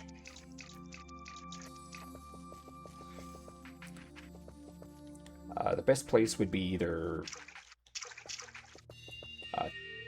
to, you know, reach me or whatever, or see my content. The best way to do that would be on Twitch. The VOD channel is there for anyone who wants to basically play catch-up with my streams. And the Twitter/X to I kind of did it mainly just to cover all my bases in terms of using my username.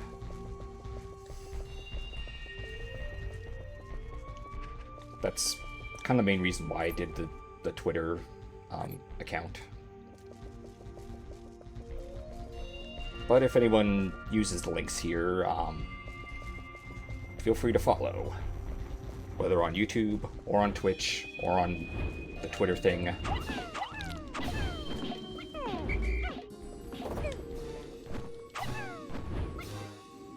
Let me see if I can't find the way to get my,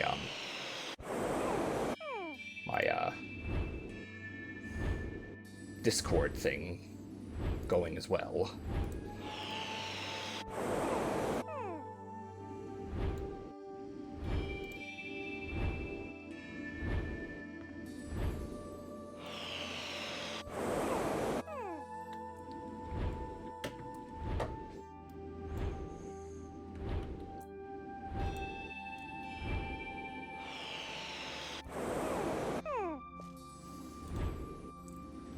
Alright, there's the Discord invite. I don't know how long that'll last, but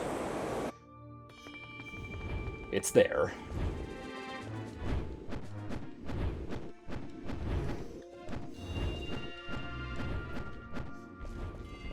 Also, where'd my blue guys go?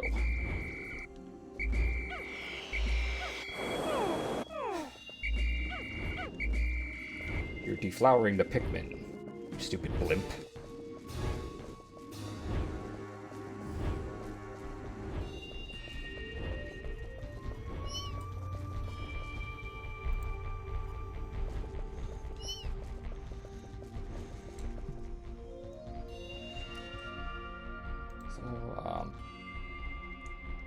Again, I would just skip to sunset if that were an option.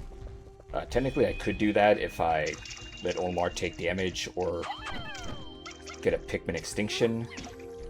But at this point, I end up with like over 700 Pikmin. And the blues, you can't just run into the water to end them. Also, if I go to the end of this day by either Olimar being down or Pikmin extinction, the cutscene kind of plays out slightly differently. And yeah, see, one Pikmin for that Wogpole. Totally not worth it.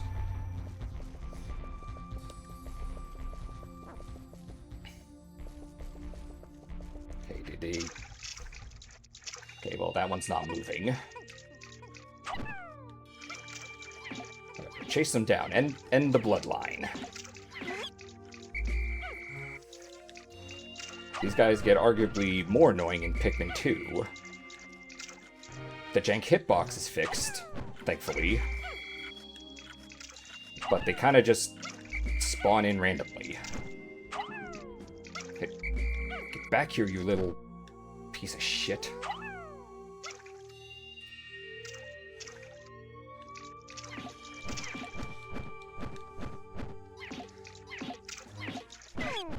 There, and you can take it back. We will assimilate them into the Borg. Because Pikmin kind of are the Borg. They have one collective brain cell that they aren't very good at using in the first couple games, honestly. And they drag the corpses of their defeated enemies back to the Onion, which then become more Pikmin.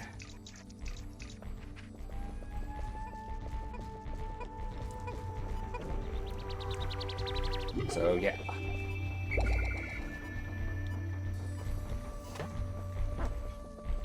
Pikmin onions are more or less the Borg.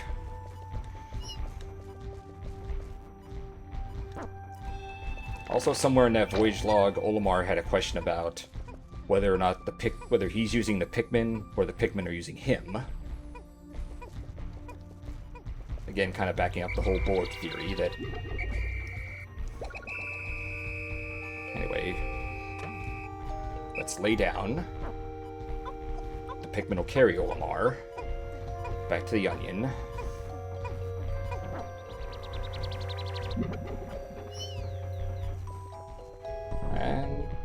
Early 4th of July. When Olimar is laying down like that, I think he's immune to enemy damage, which is supposed to be the point of that, to just have Olimar lie down and then Pikmin quickly get him out of danger.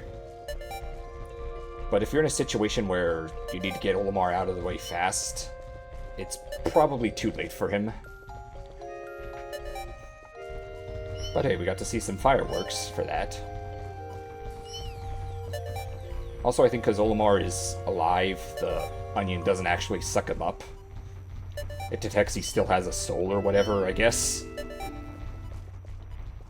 So it won't suck him up. Right here.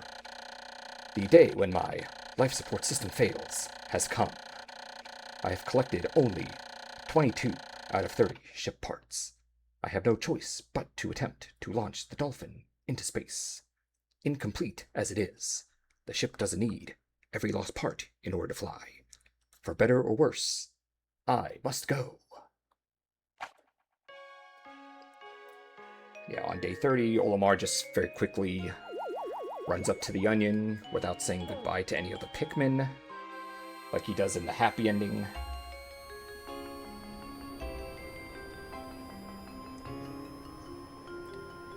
And here we have the different Pikmin colors. Like, where is he going? Huh? He'll be back, right? No, Olimar was like, I have to go now.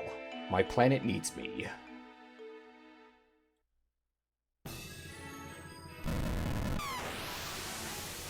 And because we don't have all the parts, it sounds about as loud as my old Ford Fiesta.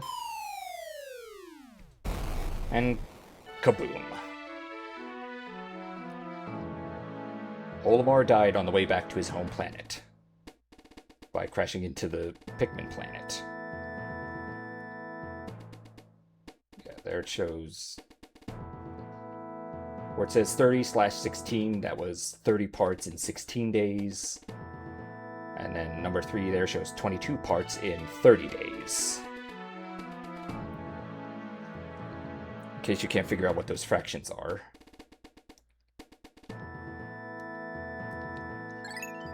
Okay, here's the list of the ship parts. The ones I didn't get are grayed out. The ones in orange are the mandatory parts. The ones in blue are optional. When Olimar mentioned he doesn't need every single part to fly, he's talking about these 5 over in the corner that are purposely sorted because they're optional. But since Olimar crashed, what do we do now? We'll just go ahead and save. We have no other option. And a scene that is pretty dark given Pikmin's lighthearted nature. They're carrying Olimar's lifeless body to an onion.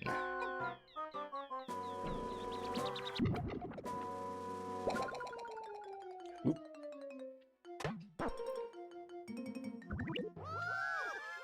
And now he is a Pikmin with a unique black stem.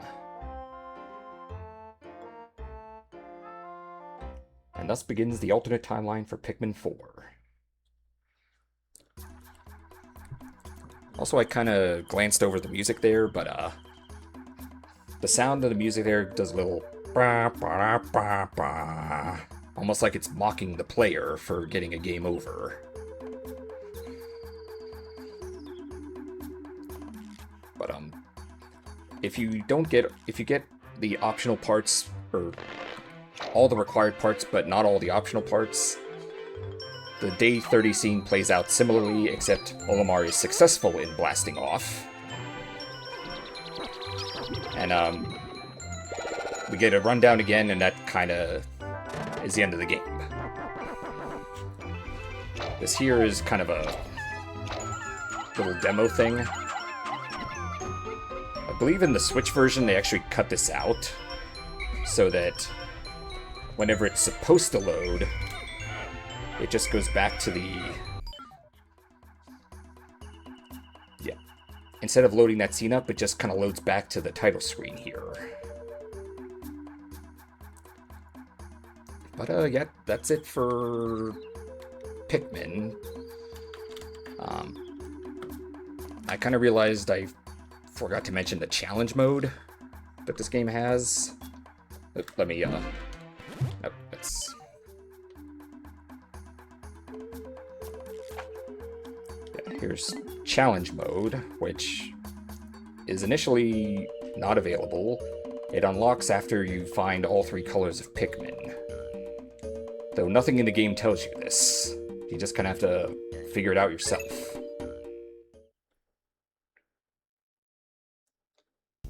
And it's the single day challenge mode. How many Pikmin can you grow in a day? You can see here I kind of messed around on previous playthroughs. Kind of gives me a goal to shoot for. Unfortunately, it's getting late today, so I'll have to do a bonus episode. I know I labeled this one the finale, but I'll just have to do a bonus episode where I show off the challenge mode specifically. Because it's not just... Because the layouts are...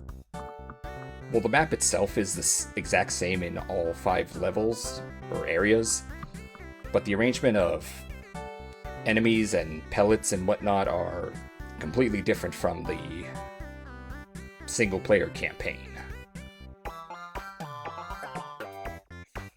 But we'll have to show it off then, or... We're just gonna back up to this menu here. That's it for today, so let's... Who's available for rating? Find anyone?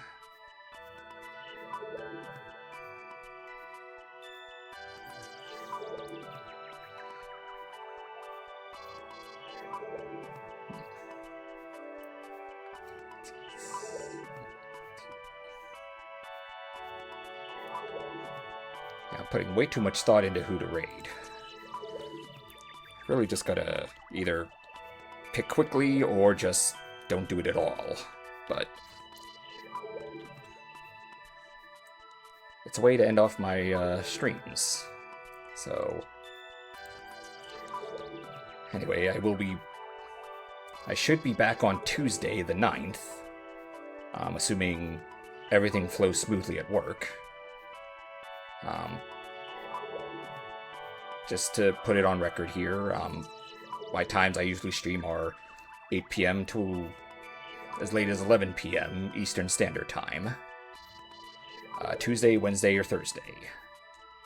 Though if, my job gets backed up with work or something, and I have to stay late, I may not be able to make it those days.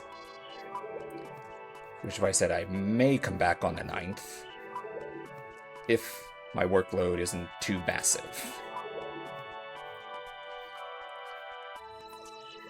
But, anyone wants to contact me in the meantime, I put the YouTube link in the chat, the Twitter thing in chat, and a Discord invite. Though I'm not sure how long that'll last, so get it while you can. And, you can probably reach me on Discord the easiest, if anyone wants to just speak directly to me or do whatever. But anyway, I messed that up here. Let's delete that.